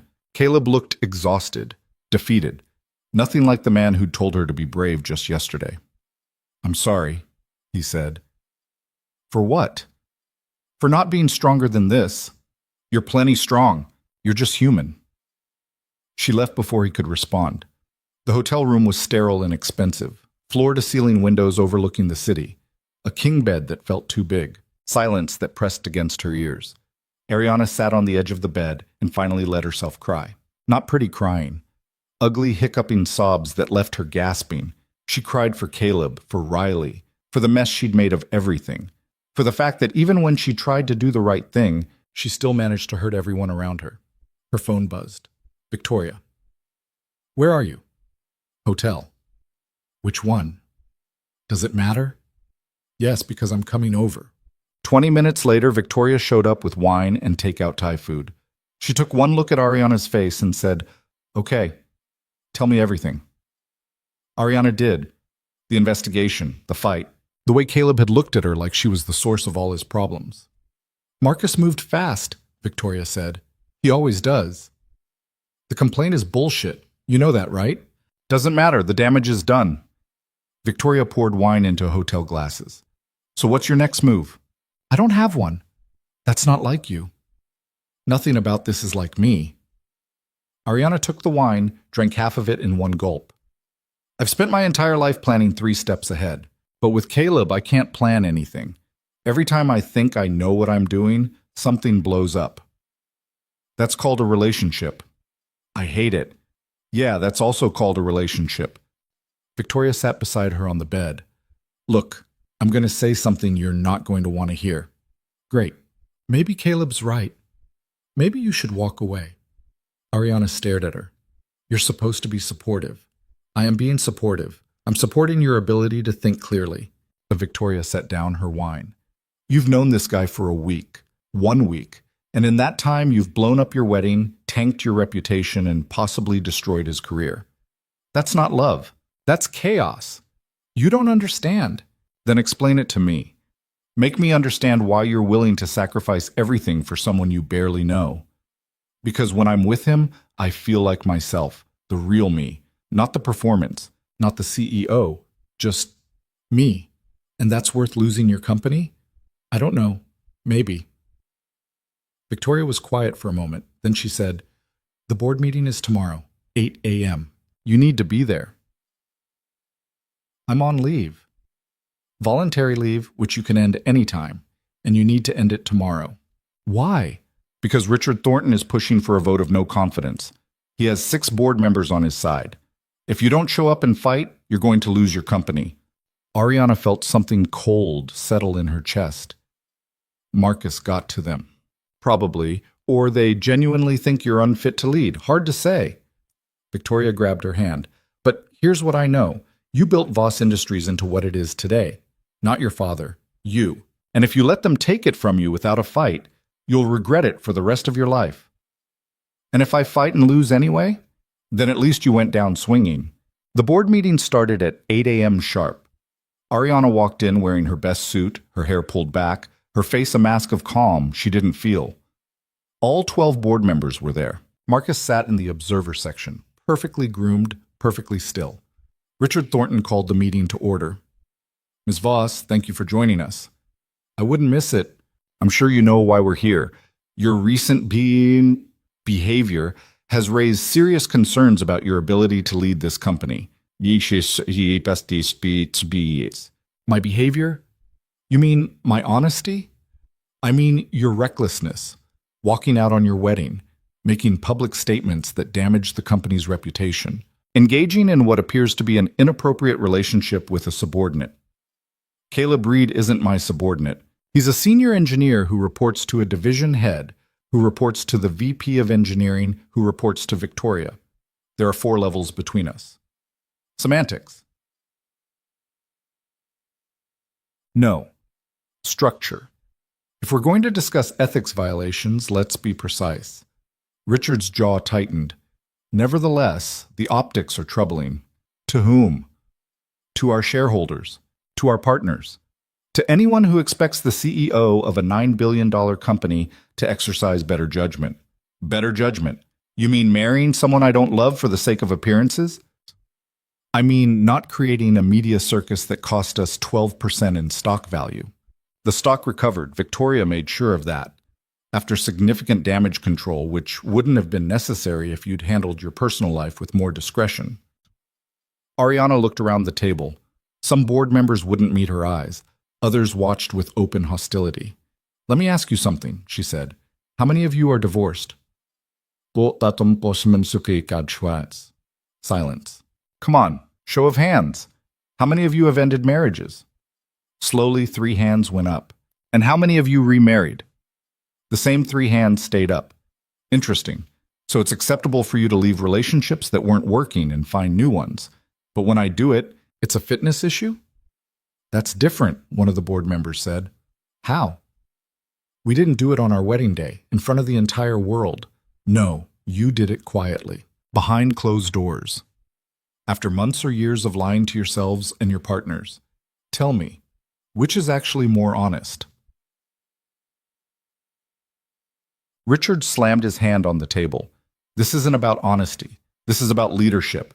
And right now you're demonstrating a fundamental lack of it. Really? Because from where I'm sitting, I'm demonstrating more leadership than I have in years. I'm standing up for what I believe in. I'm refusing to live a lie just because it's convenient. And I'm forcing all of you to confront your own double standards. See, this is ridiculous, Richard said. I'm calling for a vote. All in favor of removing Ariana Voss as CEO. 6 hands went up. Ariana's heart stopped. All opposed? 5 hands, 6-5. She'd lost. Victoria stood up. Wait. The vote is concluded, Richard said. No, it's not. You're missing information. What information? Victoria pulled out a folder, slid it across the table. Ariana asked me to conduct an internal audit, specifically looking at any interactions between her and Caleb Reed over the past 3 years. Richard opened the folder, scanned the pages inside. His face went pale. What is this? Proof. Email chains showing Ariana rejecting Caleb's project proposals despite positive reviews from his supervisors. Performance evaluations where she marked him lower than his peers to avoid any appearance of bias. Budget allocations where she specifically moved him to underfunded teams to prevent accusations of favoritism. Victoria looked around the table. Ariana didn't help Caleb Reed. She actively hindered his career to maintain ethical boundaries. So this narrative that she used her position to pursue him, it's not just wrong, it's the exact opposite of what happened. The room fell silent. Marcus leaned forward in his seat. That doesn't change the fact that they're together now. No one's disputing that, Victoria said. But the ethics complaint against him is baseless, and this vote is premature. We've already voted, Richard said, and I'm asking you to reconsider. Because if you remove Ariana based on false information, you're not protecting this company. You're just doing Marcus Hale's dirty work. All eyes turned to Marcus. He stood up slowly, buttoning his jacket. I'm not the enemy here. I'm just someone who cares about Ariana and wants her to get help. Help for what? Ariana asked. For whatever you're going through. This breakdown, this fantasy you're living. It's not a fantasy. Isn't it? You barely know this man, but you've convinced yourself he's your savior. That's not love. That's desperation. You don't get to tell me what I feel. Someone needs to, because you're destroying yourself, and I can't just stand by and watch. How noble of you. Marcus's expression hardened. You're going to regret this, all of it. And when you do, don't come crying to me. I wouldn't dream of it. He walked out. The door closed behind him with a soft click. Richard Thornton cleared his throat. In light of this new information, I'm willing to table the vote until we can conduct a more thorough review. No, Ariana said. Everyone looked at her. No tabling, no delays, vote now. Either you trust me to lead this company or you don't. But I'm not going to spend the next month in limbo while you decide. Richard hesitated. Ariana, vote now. He looked around the table. Then he said, all in favor of removing Ariana Voss as CEO? This time, only 4 hands went up. All opposed? 7 hands. Ariana felt her knees go weak. She'd won. Barely. But she'd won. Meeting adjourned, Richard said. The board members filed out, most of them avoiding eye contact. Victoria waited until they were alone. You cut that close. I know. 4 board members still want you gone. That's not a comfortable margin. I'll work on it. And Marcus? What about him? He's not done. You know that. Let him come. I'm not afraid anymore. Victoria studied her face. You really mean that? Yeah, I do. Then maybe you're not as crazy as I thought. Ariana's phone buzzed. A text from Caleb. Can we talk? She showed it to Victoria. Go, Victoria said. I'll handle the press statement. Thank you. For everything. Don't thank me yet. We still have to actually run this company. Ariana smiled despite everything. One crisis at a time. She found Caleb at a coffee shop 2 blocks from his apartment. He was sitting by the window, hands wrapped around a mug he wasn't drinking from. When he saw her, something in his face shifted. Hi, she said, sliding into the seat across from him. Hi, Riley at school? Yeah, I have about an hour before pickup. They sat in awkward silence. The coffee shop hummed with conversation around them, people living their normal lives, oblivious. I heard about the board meeting, Caleb said finally. Victoria can't keep a secret. She texted me the results, said you kept your job by 3 votes. 4, technically, but who's counting? Are you okay? I don't know. Ask me later. She reached for his hand, hesitated, pulled back. What about you? The investigation. Still ongoing, but my lawyer thinks the evidence Victoria pulled together will clear me. Might take a few weeks, but he's optimistic. That's good. Yeah. More silence. Ariana felt like she was sitting across from a stranger. I'm sorry, Caleb said. For what? For last night. For panicking. For making you feel like you were the problem. You were scared. You're allowed to be scared. I'm still scared. Terrified, actually. But I realized something. What? Being scared and pushing you away didn't make me feel any safer. It just made me feel alone. Ariana felt tears prick her eyes. Caleb, let me finish, please. He took a breath. When you left last night, Riley asked where you were. And I told her you went to stay somewhere else for a while. And she asked why. And I didn't have a good answer, because the truth is, I sent you away because I was afraid. And that's not the kind of lesson I want to teach her. What kind of lesson do you want to teach her? That when things get hard, you don't run, you stay and fight, together. Even when fighting might cost you everything, especially then. Ariana reached across the table, took his hand. This time she didn't pull back. I don't know if this is going to work, she said. We're from different worlds. We have different lives, and Marcus is going to keep coming after us. I know. And the board barely trusts me, and your career is still in limbo, and Riley is going to have questions we don't know how to answer. I know that too. So what do we do? Caleb squeezed her hand. We try anyway, and we see what happens. That's not much of a plan. It's the only plan I've got. They sat there, hands linked across the table, while the world continued spinning around them. And for the first time since this whole mess started, Ariana felt like maybe, just maybe, they might actually survive it. Her phone buzzed. Another text from Victoria. Press is asking for comment on your relationship. What should I tell them? Ariana looked at Caleb. The press wants a statement about us. What are you going to say? What do you want me to say? The truth. Which is that we're together and we're figuring it out, and it's no one's business but ours. Ariana texted back, "Tell them I'm in a relationship. His name is Caleb Reed. He's a good man and a great father, and that's all they're getting." She hit send before she could second guess herself. Caleb stared at her. "You just told the whole world my name." "I did." "Why?" Because I'm done hiding, and I'm done letting Marcus control the narrative, and because you deserve better than being mystery man in tabloid headlines. Ariana, this is going to blow up your life, I know, but it was going to happen anyway. At least this way, we control how. Her phone immediately started buzzing. Calls, texts, notifications exploding across the screen. "Too late to take it back now, Caleb said. "Good. I don't want to take it back." They left the coffee shop and walked toward Riley's school. The afternoon was clear and cold, the kind of Seattle weather that made everything feel sharper.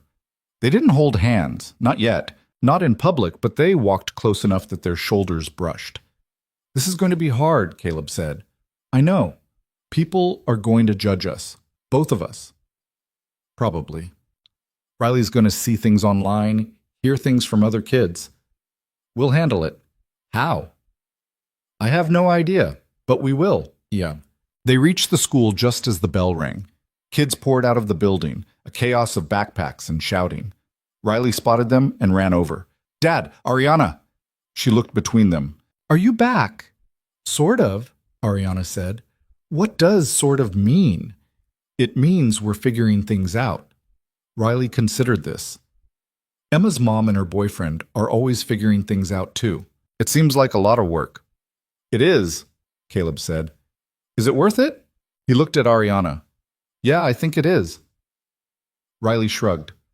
"Okay, can we get ice cream?" "It's 3:30 in the afternoon." "So?" "So it's not ice cream time." "But Ariana's back. That seems like a special occasion." Caleb started to argue, then stopped, looked at Ariana. "What do you think?" "I think ice cream sounds perfect." They went to a place down the street that made their own flavors. Riley got mint chocolate chip. Caleb got vanilla because he was boring, according to Riley. Ariana got something called salted caramel pretzel that was probably too sweet but tasted like happiness. They sat outside even though it was cold, Riley chattering about her day, Caleb making jokes, Ariana just existing in this small, perfect moment. Her phone buzzed again. She ignored it. Then it rang. Marcus's number. She almost didn't answer, but something made her pick up. "What do you want?" "I saw your statement. Caleb Reed. So that's his name." "Yes." "You think making him public protects him, but it doesn't. It just makes him an easier target." "Is that a threat?" "It's a fact. I know everything about him now. His daughter, his ex-wife who died in a car accident 3 years ago, his mortgage that's barely affordable, his sister in Portland who helps with childcare. Should I keep going?" Ariana felt ice slide down her spine. Stay away from his family. Then end this. Walk away from him. Come back to reality. No. You're choosing him over everything else. I'm choosing myself. Same thing. Actually, it's not. But you wouldn't understand that. Marcus was quiet for a moment. Then he said, "I could have made you happy. If you just let me." "No, you couldn't have. Because you don't actually see me. You see the idea of me, the CEO, the Voss heir, the perfect political wife, but that's not who I am." "Then who are you?" "I'm still figuring that out. By destroying everything? By building something real." She hung up. Caleb was watching her. "Marcus?" "Yeah." "What did he want?" "To scare me. To make me think I can't protect you and Riley. Can you?" "I don't know. But I'm going to try." Riley looked up from her ice cream. "Who's Marcus?" "No one important," Ariana said. "Then why does he make you sad?" "He doesn't make me sad. He makes me angry." "That's better. Sad is worse than angry." "Why do you think that?" "Because when you're angry, you can do something about it. When you're sad, you just have to feel it. Ariana stared at this 7-year-old dispensing wisdom like it was nothing. You know what, Riley? You're absolutely right. They finished their ice cream and walked back to the apartment. Along the way, Ariana's phone kept buzzing. News alerts, her name trending on Twitter. Headlines about the runaway CEO and her blue-collar boyfriend. She turned off her phone. When they got home, Caleb made dinner while Riley did homework, and Ariana tried to help without actually knowing any second-grade math. They ate together. They watched a movie. They laughed at stupid jokes. And for a few hours, everything felt almost normal. Almost. Later, after Riley went to bed, Ariana and Caleb sat on the couch with the TV off, just existing in the quiet. Tomorrow's going to be worse, Caleb said. Probably. The press is going to be everywhere, following us, asking questions. I know. Riley's going to see her dad's face in the news. We'll prepare her. How do you prepare a 7-year-old for that? Honestly, I have no idea. Caleb leaned back, stared at the ceiling. I keep waiting for this to feel like a mistake. Does it? No, that's what scares me. It should feel like a mistake, but it just feels like the first real thing I've done in years. Me too. He turned to look at her. You're really willing to risk everything for this? I already did. And if it doesn't work out, then at least I tried. At least I chose something for myself instead of letting other people choose for me. That's not much of a safety net. I don't want a safety net. I want to actually live. Caleb smiled. You're kind of reckless, you know that? I'm learning. He kissed her then, soft and careful, like he was afraid she might break. She kissed him back harder, trying to tell him without words that she wasn't fragile, wasn't some delicate thing that needed protecting, that she'd walked through fire to get here, and she wasn't turning back now. When they pulled apart, both breathing hard, Caleb said, So what happens next? Now? We survive tomorrow. Then the day after that. Then the one after that. And Marcus? He'll keep pushing, but he's going to learn that I push back harder. You sound pretty confident for someone whose life is falling apart. My life isn't falling apart. It's just changing shape. Into what? I don't know yet. But whatever it is, it's going to be mine. Finally. They fell asleep on the couch, tangled together, while outside the city lights burned and the world kept turning, and somewhere Marcus Hale was probably plotting his next move. But for tonight, none of that mattered. For tonight, they had this. And this was enough. The storm Marcus promised arrived 72 hours later, and it came for Riley. Ariana was making breakfast when Caleb's phone rang. He glanced at the screen, frowned, answered. This is Caleb Reed. His face changed, went from sleepy to alert to furious in the span of 3 seconds. What? When? He pressed the phone tighter to his ear. No, absolutely not. You can't just... He listened, jaw clenched. I'll be there in 20 minutes. He hung up, grabbed his keys. What happened? Ariana asked. Riley's school. Someone showed up claiming to be doing a story on me. Started asking the principal questions about Riley, about her schedule, about whether she's been affected by all the publicity. They can't do that. They already did. He was pulling on his jacket, moving fast. The principal shut it down, but she wants to meet with me. Make sure Riley's safe. I'm coming with you. You don't have to, Yes, I do. This is my fault. It's Marcus's fault. Same thing, see. They drove to the school in tense silence. Riley was already there, sitting in the principal's office, swinging her legs and looking confused. When she saw them, she jumped up. Dad, am I in trouble? No, sweetheart, you're not in trouble. Principal Morrison was a tired-looking woman in her 50s who'd probably seen everything. She gestured for them to sit. Mr. Reed, Miss Voss, thank you for coming so quickly. What happened exactly? Caleb asked. A man showed up at the front desk this morning, claiming to be a journalist. He had credentials from some online news site, asked to speak with me about Riley, about how she's coping with her father's sudden fame, whether the attention has affected her behavior in class. And you told him to leave, immediately. But he'd already been asking questions in the parking lot, talking to other parents. Ariana felt her stomach drop. Did he approach Riley directly? No, We have protocols for that. But other children heard their parents talking, and you know how kids are. Caleb's hands were shaking. What did the other parents say? Principal Morrison hesitated. Some were supportive, but others, there were concerns about whether Riley's situation might become a distraction for the class. A distraction. You have to understand, Mr. Reed, this is a small school. We're not equipped to handle media attention. Are you asking me to pull Riley out? I'm asking you to consider what's best for her. If this continues, if reporters keep showing up, if her classmates keep talking, it might be better for everyone if she took some time away. Time away from school? Just until things settle down. Caleb stood up. No. Mr. Reed, no. My daughter has done nothing wrong. She's 7 years old. She shouldn't be punished because adults can't control themselves. I'm not suggesting punishment. I'm suggesting protection. By isolating her? By making her feel like she's the problem? Principal Morrison looked at Ariana. Ms. Voss, surely you understand the position we're in. Ariana had been silent until now, trying to stay out of it, but the way this woman was looking at her, like she was the source of contamination, made something snap. I understand you're scared, Ariana said quietly. I understand that having a student with famous parents is uncomfortable. But you're talking about excluding a child because her father fell in love with the wrong person. How is that protecting anyone? It's protecting the other students from disruption.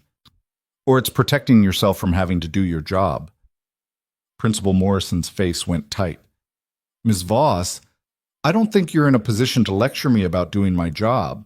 Why? Because I walked out on my wedding? Because I chose honesty over appearances?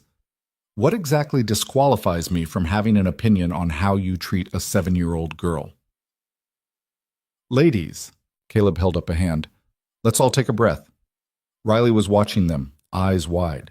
She didn't understand all of it, but she understood enough. That people were arguing about her. Can I say something? She asked. Everyone turned. Emma's mom got divorced last year, Riley said, and everyone talked about it. And Emma cried at recess, but then we all just forgot about it. Because there were other things to talk about. That's different, sweetheart, Principal Morrison said. Why? Because Emma's mother isn't famous. So, it still made Emma sad. But we're still friends, and nobody made her leave school. Out of the mouths of children, Ariana thought.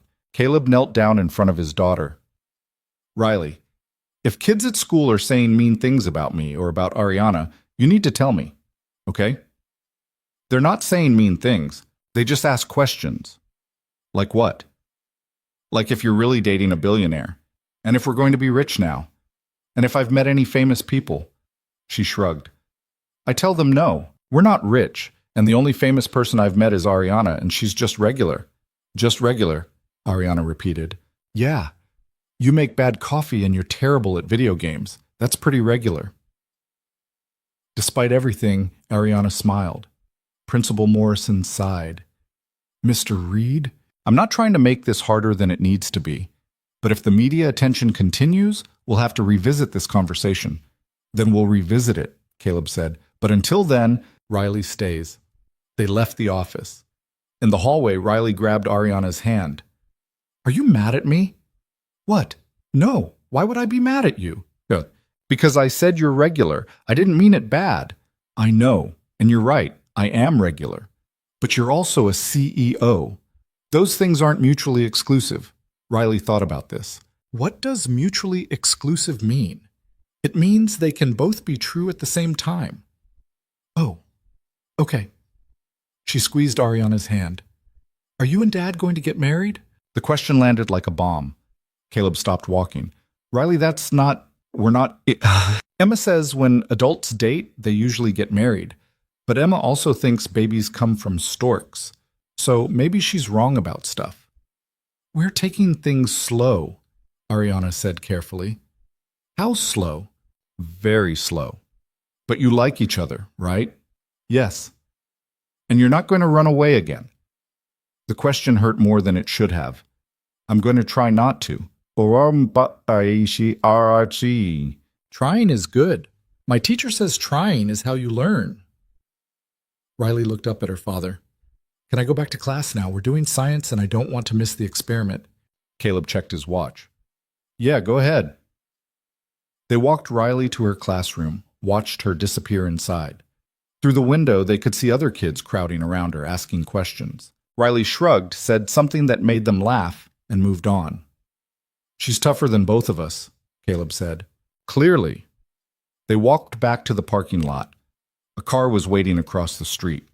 Black sedan, tinted windows, the same one that had been outside the apartment yesterday. We're being followed, Ariana said. I know, I've noticed it for 3 days now. Why didn't you say anything?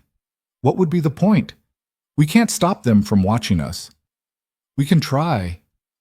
Caleb looked at her. How? By giving them exactly what they want, and then taking away its power.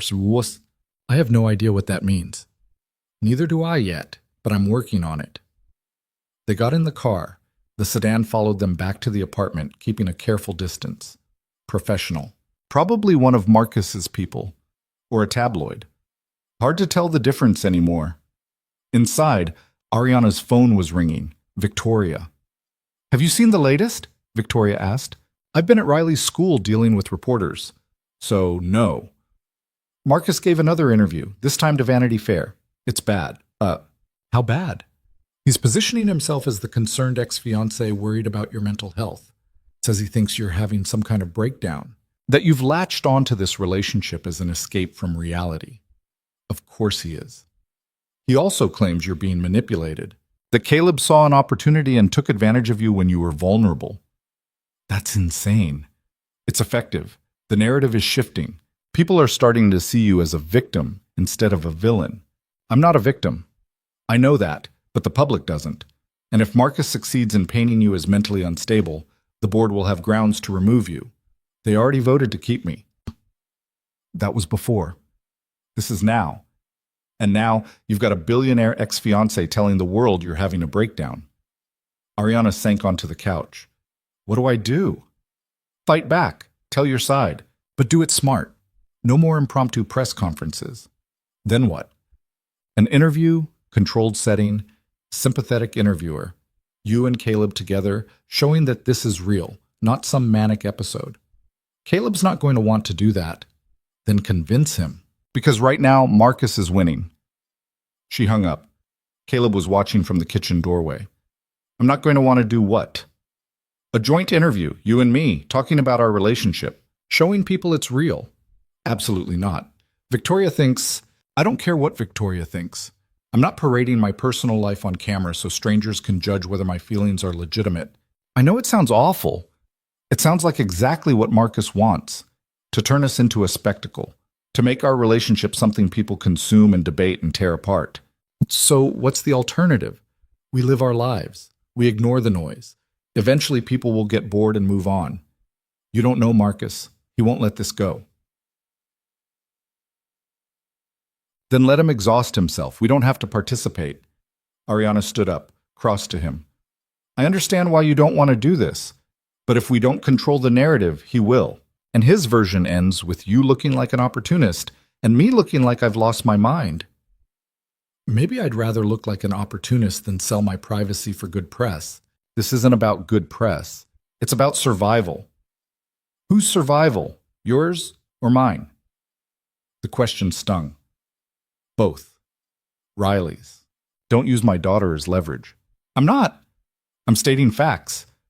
If Marcus succeeds in destroying both our reputations, Riley's the one who suffers. She's the one who'll grow up seeing articles about how her father took advantage of some crazy CEO. Caleb turned away. I need to think. We don't have time to think. The Vanity Fair piece comes out tomorrow. Then I guess I better think fast. He walked out, grabbed his jacket, left the apartment without another word. Ariana stood there, alone, wondering how everything had fallen apart so quickly. Her phone rang again. This time, a number she didn't recognize. Hello? Ms. Voss. My name is Jennifer Lawson. I'm a producer for Horizon Tonight. I'm not interested in...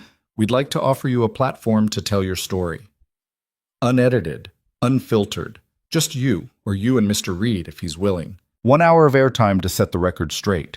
Why would you do that? Well, you are musigin diiskits. Because right now Marcus Hale is controlling the conversation. And frankly, we think the public deserves to hear both sides. You mean you think it'll get you ratings? That too. But it doesn't make the offer less genuine. Jennifer paused. Look, I've been doing this for 15 years. I've seen a lot of people get destroyed by narratives they didn't write. You don't have to be one of them. I need to talk to someone. You have 24 hours. After that, the offer expires. But she hung up.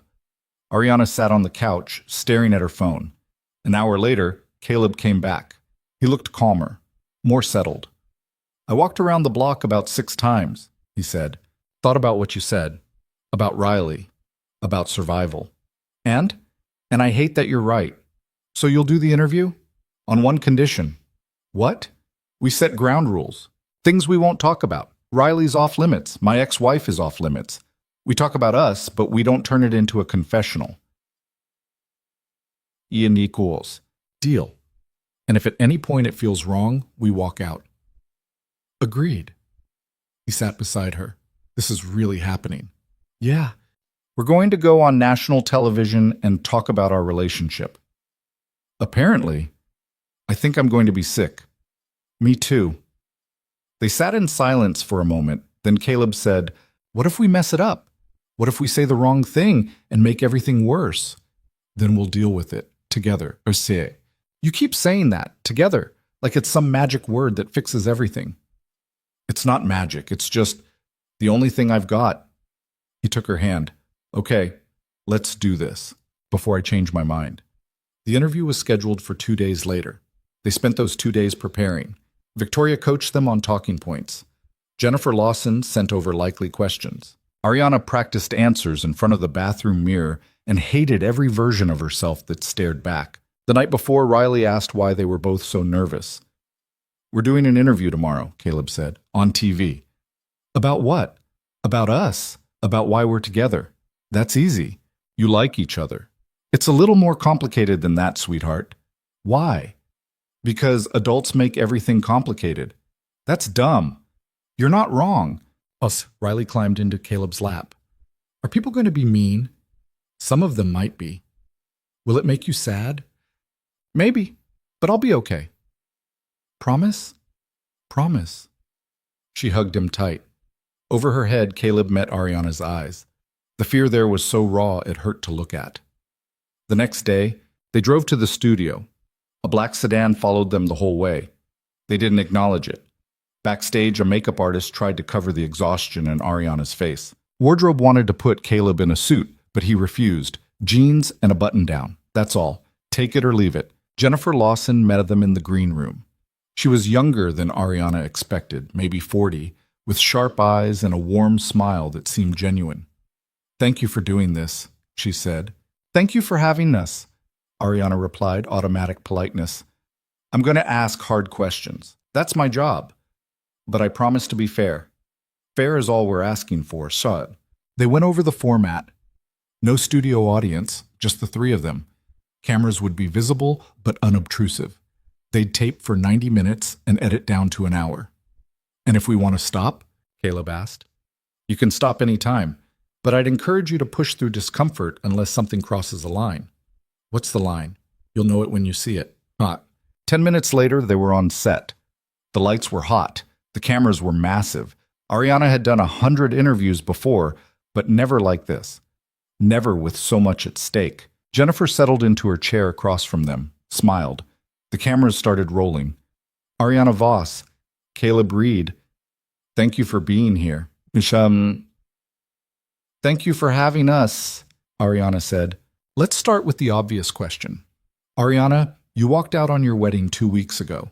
You left 800 guests, a man you'd been engaged to for over a year, and sparked one of the biggest scandals in recent memory. Why? Ariana took a breath. Because I couldn't marry someone I didn't love. But you were engaged to him. Presumably, you loved him when you said yes. I thought I did, or I thought I could, but love isn't something you can manufacture just because it's convenient. It's all. Pachin. And Caleb, when did he enter the picture? We met 3 years ago at a work conference. We've been colleagues ever since. Just colleagues? For 3 years, yes. Just colleagues. We were both very aware of the professional boundaries. Jennifer turned to Caleb. Mr. Reed, what's your version of events? Pretty much the same. We met. We worked together. We kept things professional. Until the night of the wedding. Until then, yes. What happened that night? Caleb glanced at Ariana. She nodded slightly. She showed up at my apartment, he said, soaking wet, still in her wedding dress, and she told me she'd left. What did you say? I asked her what the hell had happened. And then I let her in, because that's what you do when someone you care about is standing in the rain looking like their world just ended. But you'd been just colleagues for 3 years. Why did she come to you? You'd have to ask her that. Jennifer looked at Ariana. Why did you go to him? Because he's the only person in my life who sees me, not the CEO, not the Voss heir, just me. That's a lot of pressure to put on someone. I know, and I didn't plan it. I didn't plan any of this. I just followed my instincts for once instead of my strategy. And now you're together. Yes. Despite the age difference, the wealth gap, the professional complications, despite all of that, some people are saying this relationship isn't real, that you're having a breakdown, Ariana, and Caleb is taking advantage. Those people are wrong, Ariana said flatly. How do you know? Because I know the difference between a breakdown and a breakthrough, and this is the latter. Jennifer turned back to Caleb. What about you? People are calling you an opportunist, saying you saw a vulnerable woman and saw a chance to upgrade your life. Caleb's jaw tightened. Those people don't know me, and they don't know Ariana. So convince them. Tell us why this is real. Because, he stopped, looked at Ariana. Because when I'm with her, I don't feel like I'm playing a role. I feel like I can just exist. And that's something I haven't felt since my wife died. The studio went quiet. Jennifer leaned forward. Your wife passed away 3 years ago. Is it possible you're confusing grief with love? No, I've done grief. This is different. How? Grief closes you down. It makes the world smaller. This, he gestured between himself and Ariana. This makes the world bigger, scarier, but bigger. Ariana, same question. How do you know this isn't just escape, a way to avoid dealing with the pressure of your life? Because escape would have been easier. Escape would have been running away and hiding. This is the opposite. This is standing in front of cameras and the entire world and saying, yes, I made a choice that looks insane from the outside, but it's mine, and I'm owning it. Even if it costs you your company, even then.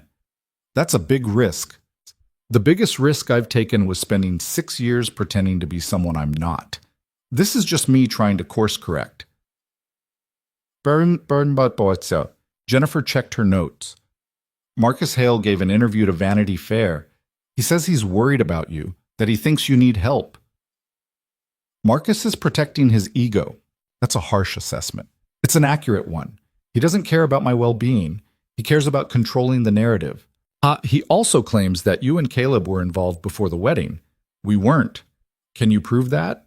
I can prove that I actively avoided him for 3 years, that I rejected his work proposals even when they had merit, that I went out of my way to ensure there was no favoritism, no appearance of impropriety.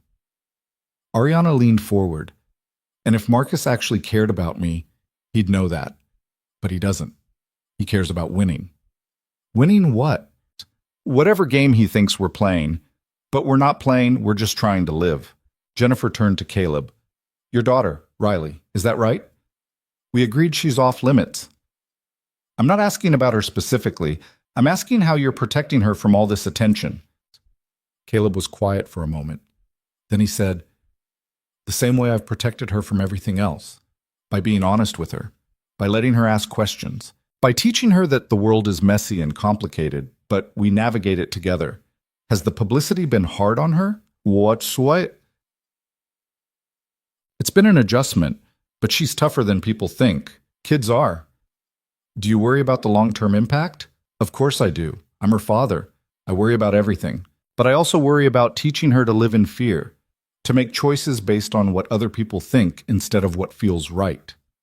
Even if what feels right puts her in the spotlight? Even if what... She's not in the spotlight. I am. There's a difference. Is there? Because reporters have shown up at her school. Caleb's face hardened. And we're handling it. But yes, that crosses a line. Do you blame Ariana for that? I blame the reporters who think a 7-year-old is fair game. But Jennifer looked between them. This has been a lot. For both of you. For Riley. For everyone involved. Was it worth it? Ariana and Caleb looked at each other. Ask me in a year, Ariana said. Ask me in 10, Caleb added. But right now? Right now, I'd do it again, Ariana said quietly. Every messy, terrifying part of it. Me too, Caleb said. Jennifer smiled. One more question. Where do you go from here? Forward, Ariana said. We just keep going forward. The interview aired 3 days later. The response was immediate and split exactly down the middle. Half the internet thought they were brave and honest. The other half thought they were delusional and narcissistic. The board called another emergency meeting. Marcus released a statement saying he was disappointed but not surprised by what he called their performance. And somewhere in the middle of all that noise, Ariana's phone rang. Her mother. She almost didn't answer, but something made her pick up. Hello, Mother. I watched your interview. And? A long pause, then, and I think you're making a terrible mistake. But I also think you know what you're doing. That's almost a compliment. Don't push it. Mother's voice softened slightly. Your father would have hated this. All of it. I know. But he also would have respected it in his own way. Ariana felt tears prick her eyes. Thank you. Don't thank me yet. The board is still gunning for you, and Marcus isn't done. I know. Then be ready. She hung up. Caleb came up behind Ariana, wrapped his arms around her. You okay? My mother just almost said she was proud of me. That's good, right? With her, it's practically a declaration of unconditional love. He kissed the top of her head. What happens now? Now we wait for the next crisis. How long do you think we have? Knowing our luck? About 5 minutes. It was actually 4. Victoria called. Turn on the news. Any channel? Ariana grabbed the remote. Every network was showing the same thing. A press conference. Marcus Hale at a podium, looking grave and determined. What's he doing? Caleb asked. They watched as Marcus cleared his throat and began to speak. I'm here today to announce that I'm filing a lawsuit against Ariana Voss for breach of contract and intentional infliction of emotional distress. I gave her everything. My time, my trust, my future. And she threw it away for a relationship that I believe is fundamentally unhealthy for everyone involved. Oh God, Ariana whispered. This isn't about money, Marcus continued. This is about accountability, about sending a message that actions have consequences. Ms. Voss has positioned herself as some kind of hero for honesty. But honesty without responsibility is just selfishness. The reporters started shouting questions, but Marcus held up a hand. I also want to announce that I'm launching a campaign to have Ms. Voss removed from her position at Voss Industries. Not out of spite, but out of genuine concern for the thousands of employees whose livelihoods depend on stable leadership. I'm asking shareholders to demand better, to demand a CEO who puts the company first instead of her personal dramas. He stepped away from the podium. The screen cut to a news anchor parsing what they'd just heard. Ariana turned off the TV. He's really doing this, she said. Can he win? Caleb asked. The lawsuit? Probably not. But the damage to my reputation? Yeah, he can definitely win that. Her phone started ringing. Victoria, the lawyer, board members, everyone wanting answers she didn't have. She turned off her phone. We need a plan, Caleb said. I don't have one. Then we make one. Together. How? He's 3 steps ahead. He always has been. Then we stop trying to beat him at his own game. We play a different game entirely. What does that mean? Caleb took her face in his hands. It means we stop reacting, stop defending. We go on offense. How? By proving him wrong. Not with words, with actions. By showing everyone that this relationship isn't destroying you, it's making you stronger. And how do we do that? Bam, yewoki. You go back to work. You lead your company. You show them that you can have both, personal happiness and professional success. What if I can't? Then we figure out plan B. But we try plan A first. Ariana looked at this man who somehow believed in her more than she believed in herself. Okay, she said.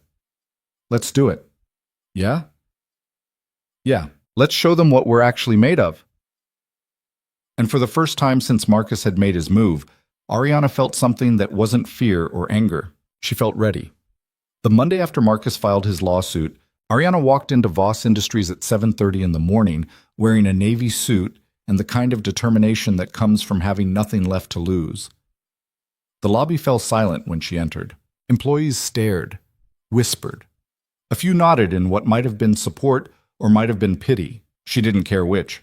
Victoria was waiting by the elevators, 2 coffees in hand. You're early. I'm making a statement. What statement? That I'm still here, still working, still leading. They rode up in silence. When the doors opened on the executive floor, Ariana could feel the tension. Her assistant looked up, startled. Ms. Voss, I didn't expect. Clear my calendar for the next 3 hours. I want a meeting with every division head. Conference room A, 9 a.m. sharp. But the quarterly, reschedule it. This takes priority. Well, by 9, 23 people were crammed into the conference room, looking nervous and confused. Ariana stood at the head of the table and didn't bother with pleasantries. I know what you've all been hearing about me, about my personal life, about whether I'm fit to run this company. She paused. So let me be clear. My relationship status has nothing to do with my ability to lead. What happened on my wedding day was personal. What happens in this building is professional, and I'm very good at keeping those things separate. Someone in the back shifted uncomfortably.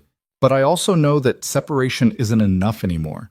You need to know that I'm focused, that I'm stable, that I can handle both the scrutiny and the job. She pulled up a presentation on the screen behind her. So here's what we're going to do. We're launching 3 new initiatives this quarter. A complete restructuring of our R&D division, an acquisition I've been considering for 18 months, and a partnership with 2 startups that will position us ahead of every competitor in our space. The room was dead silent. Questions?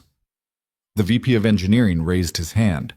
Ms. Voss, with all due respect, this is aggressive, especially given the current climate. The current climate is exactly why we're doing this. Because while everyone's focused on my personal drama, our competitors are moving, and I'm not going to let Marcus Hale's tantrum cost us market position.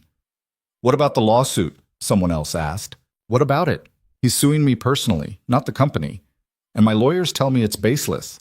So unless someone here has a legal concern that affects our operations, I don't want to hear about it. Victoria was watching her with something like admiration. What do you need from us? I need you to work. I need you to trust that I can do my job. And I need you to stop treating me like I'm about to break. The division heads exchanged glances. Then, slowly, one by one, they nodded. Okay, the CFO said, let's see these initiatives. The meeting lasted 4 hours. By the end, Ariana had buy-in on all 3 projects. The team looked energized in a way she hadn't seen in months. When they filed out, Victoria hung back. That was impressive. That was survival. Same thing. Victoria handed her a folder. Speaking of survival, you should see this. Inside was a stack of printouts, financial records, email chains, meeting notes. What am I looking at? Matus Mashim. Proof. Remember how you said you'd never given Caleb preferential treatment? I had our legal team do a deep dive. Every project he submitted, every promotion he was considered for, every raise he received. And you know what they found? What? You actually held him back. Twice he was recommended for advancement, and you blocked it. 3 times his project proposals were rated excellent by external reviewers, and you sent them back for revision. Ariana stared at the documents. I was trying to avoid favoritism. I know.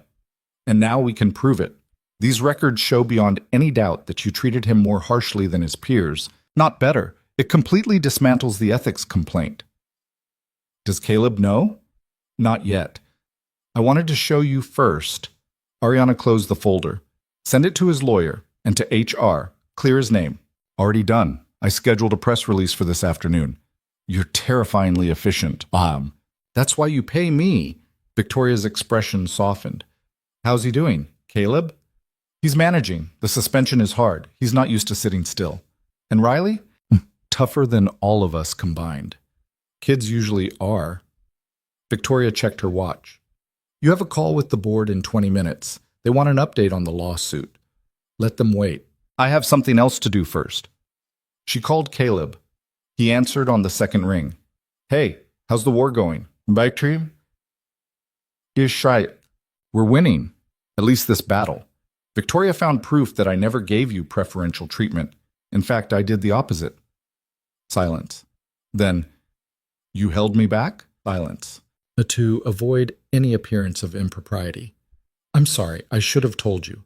No, that's... He exhaled. That's actually kind of amazing, in a twisted way. The ethics complaint should be dropped by end of day. And the suspension? Probably lifted by the end of the week, so I can go back to work. Yeah, no. And we can stop feeling like criminals. We were never criminals, but yes, this helps. Ariana? Yeah? Thank you for fighting for this. For me. I'm fighting for us. There's a difference. She hung up and went to face the board. The call was brutal. Richard Thornton led with accusations. The other board members piled on with concerns. But Ariana held her ground, presented her initiatives, showed them the numbers, reminded them that Voss Industries had grown 32% under her leadership. My personal life is messy, she said. I won't apologize for that, but my professional record speaks for itself. And if you want to remove me, you're going to have to vote. Again. And this time, I promise you, the margin won't be as close. It wasn't a bluff. 3 more board members had reached out privately over the weekend. They were tired of Richard's crusade, tired of Marcus's interference, ready to move on. The vote never happened. Richard backed down. The call ended with grudging acceptance that Ariana would stay on as CEO. When she finally left the office at 8 p.m., she found Caleb waiting in the parking garage. What are you doing here? Picking you up. I figured after a day like that, you could use a friendly face. How did you know what kind of day it was? Victoria texted me play-by-play updates. You're kind of a badass. I'm kind of exhausted. Also that.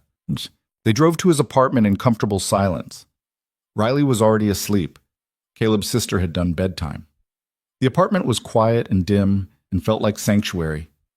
I could get used to this, Ariana said, collapsing on the couch. To what? Coming home to someone. Having a place that feels like home. You have a penthouse.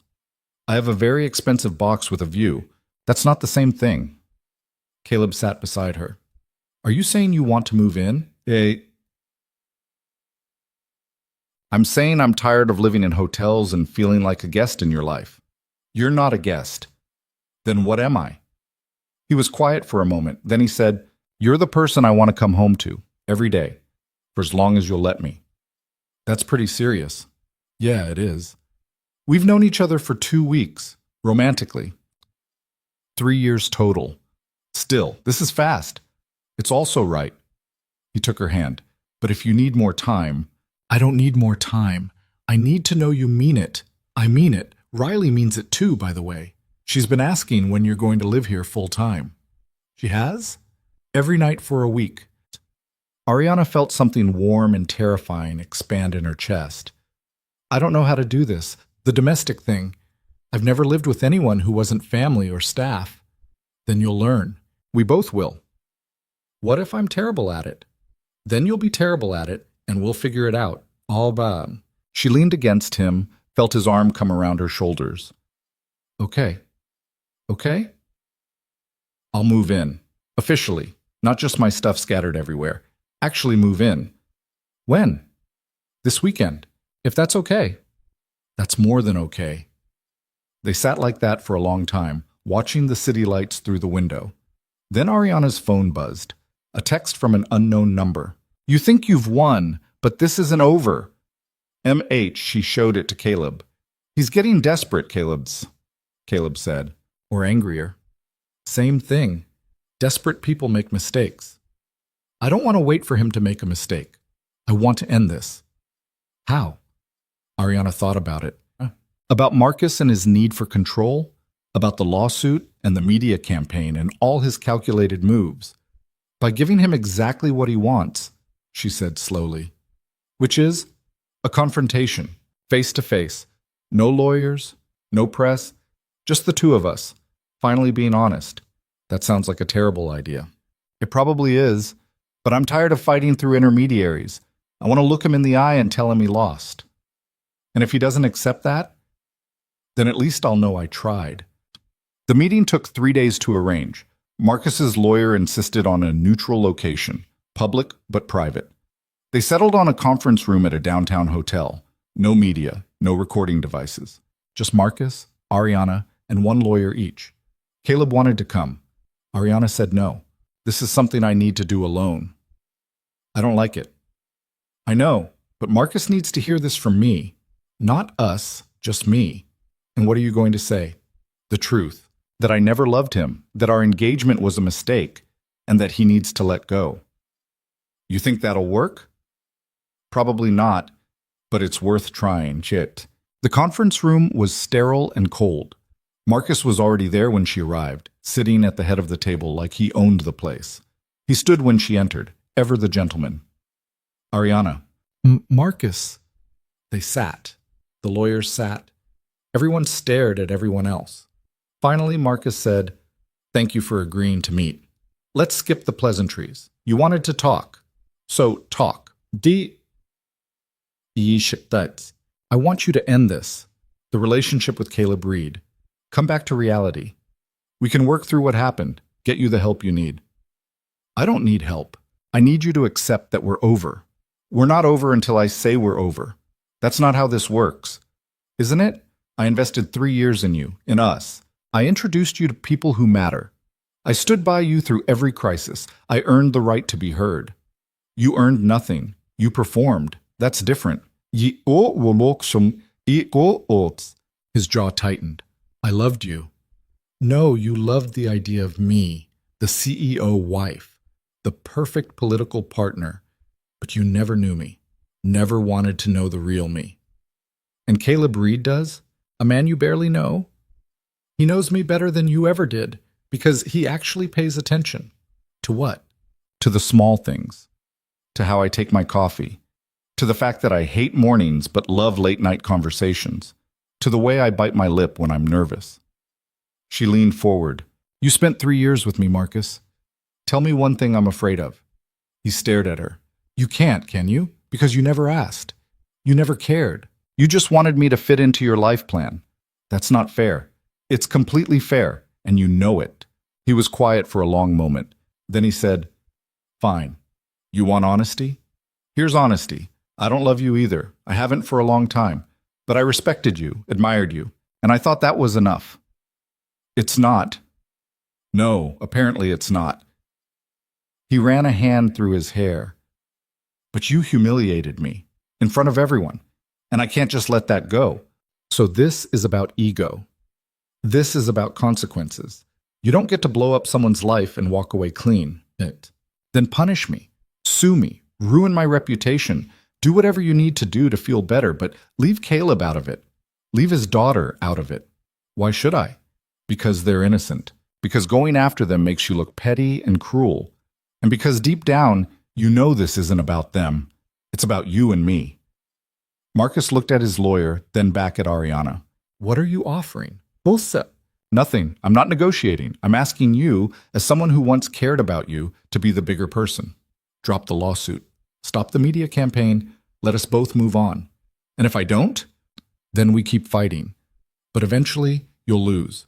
Because I have something you don't. What's that? The truth. And people can sense that. They might not like me. They might think I'm reckless or selfish. But they know I'm being honest. And that matters more than you think. Marcus was silent for a very long time. Then he said, I'll drop the lawsuit, but I'm not apologizing, and I'm not admitting I was wrong. I don't need you to. I just need you to stop. And he nodded slowly. Okay, It's done. Just like that? Just like that. I'm tired, Ariana. This whole thing has been exhausting. And you're right. Going after Reed and his kid makes me look bad. So I'm done. Ariana felt something in her chest unclench. Thank you. Don't thank me. I'm not doing this for you. I'm doing it for me. He stood up. But for what it's worth, I hope it works out with Reed. I hope he's everything you think he is. He is. Then you're luckier than most. He left. The lawyers exchanged paperwork. 30 minutes later, it was over. Ariana walked out of the hotel into bright afternoon sunshine and called Caleb. It's done. Marcus dropped the lawsuit. Are you serious? Completely. He's done. We're done. All of it's done. How did you? I just told him the truth. And apparently, that was enough. She could hear the smile in his voice. So we won. Yeah, we won. What do you want to do now? Come home. Have dinner with you and Riley. Watch a movie. Be normal. That sounds perfect. And it was. That night, they ordered pizza. Riley taught Ariana how to play some card game with incomprehensible rules. Caleb made popcorn, and they watched an animated movie about talking cars that was somehow both ridiculous and charming. Halfway through, Riley fell asleep between them. Caleb carried her to bed. When he came back, he found Ariana standing by the window, looking out at the city. What are you thinking? He asked. That 3 weeks ago, I was about to marry the wrong person, and now I'm here and it feels impossible, but also inevitable. That's pretty philosophical for 9 p.m. I'm allowed to be philosophical. I just survived a corporate coup and a public scandal. True. He came up behind her, wrapped his arms around her waist. So what happens next? I was hoping you'd tell me. Well, you're moving in this weekend. That's a start. What else? We keep living, keep working, keep figuring it out day by day. That's not much of a plan. It's the only plan I've got. She turned in his arms, looked up at him. I love you. I don't think I've said that yet, but I do. I love you. I love you too, even though you're terrible at video games and you make awful coffee. Riley told you that? She tells me everything. They stood like that for a while, just holding each other. Outside, the city hummed with its endless noise. Inside, everything felt still and right. The next morning, Ariana woke up to Riley standing beside the couch again. You're still here, the girl said.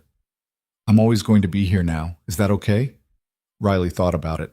Does that mean you're my dad's girlfriend? Yeah, it does. Emma says when your dad has a girlfriend, sometimes they get married and then you get a stepmom. Do you want a stepmom? I don't know. I never had one before. Riley climbed onto the couch. Would you make me eat vegetables? Probably. Would you come to my soccer games? If you want me to. Would you be nice to my dad? Always. Riley nodded. Okay then, you can stay. Thank you. That means a lot. Can we have pancakes? With chocolate chips? Obviously. They made pancakes together while Caleb slept in, something he apparently never got to do. Riley narrated every step, explaining the critical importance of chocolate chip distribution and the correct way to flip without making a mess. When Caleb finally emerged, he found them covered in flour, laughing about something, the kitchen in cheerful chaos. This is my life now, he said. Is that okay? Ariana asked. Yeah, it's more than okay. The weekend came and Ariana officially moved in. She brought 3 suitcases and a box of books and not much else. Her penthouse would sit empty until she decided what to do with it. Probably sell it or rent it out. She didn't need that kind of space anymore. What she needed fit into Caleb's tiny apartment just fine. On Monday, she went back to work. The whispers had died down. The board had moved on. Marcus's lawsuit was officially withdrawn, the news buried in the back pages. Victoria met her at the elevator with coffee and a smirk. So, you survived. Barely. And you're living with him now. I am. How domestic. Terrifyingly so. You happy? Ariana thought about it. About Riley's chocolate chip pancakes, and Caleb's terrible singing, and the way the apartment felt like home. Yeah, she said. I think I actually am. Good, Because we have 17 fires to put out, and I need you focused. What fires? The usual. Acquisitions, mergers, competitors trying to poach our talent. Nothing you can't handle. They walked into the conference room where her team was waiting. Presentations queued up, coffee poured, everyone ready to work. And for the first time in years, Ariana felt like she was exactly where she was supposed to be. Not because it was expected, not because it fit someone else's plan, but because she'd chosen it, fought for it, built it from the broken pieces of her old life. 3 months later, Caleb was reinstated at work with a formal apology from HR.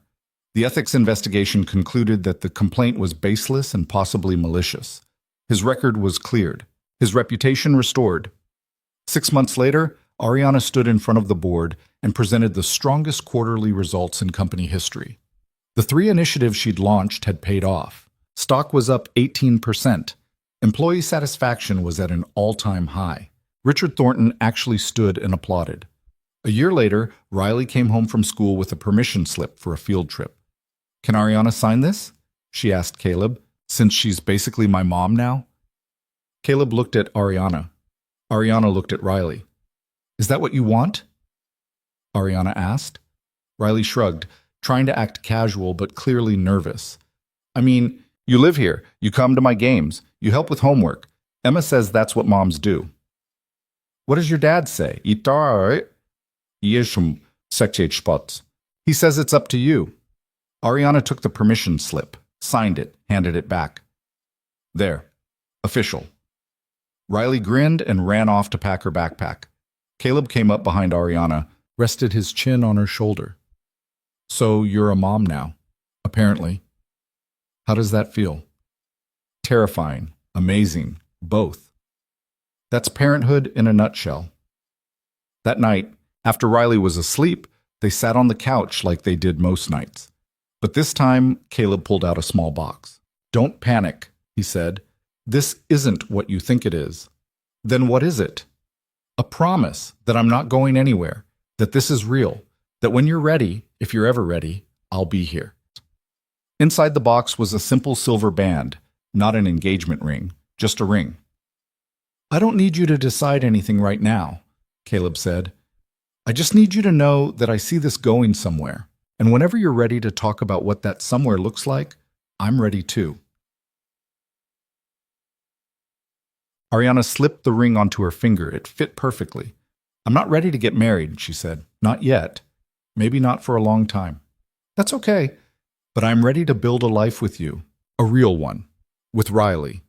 With all the mess and complications and everyday moments. That's all I'm asking for."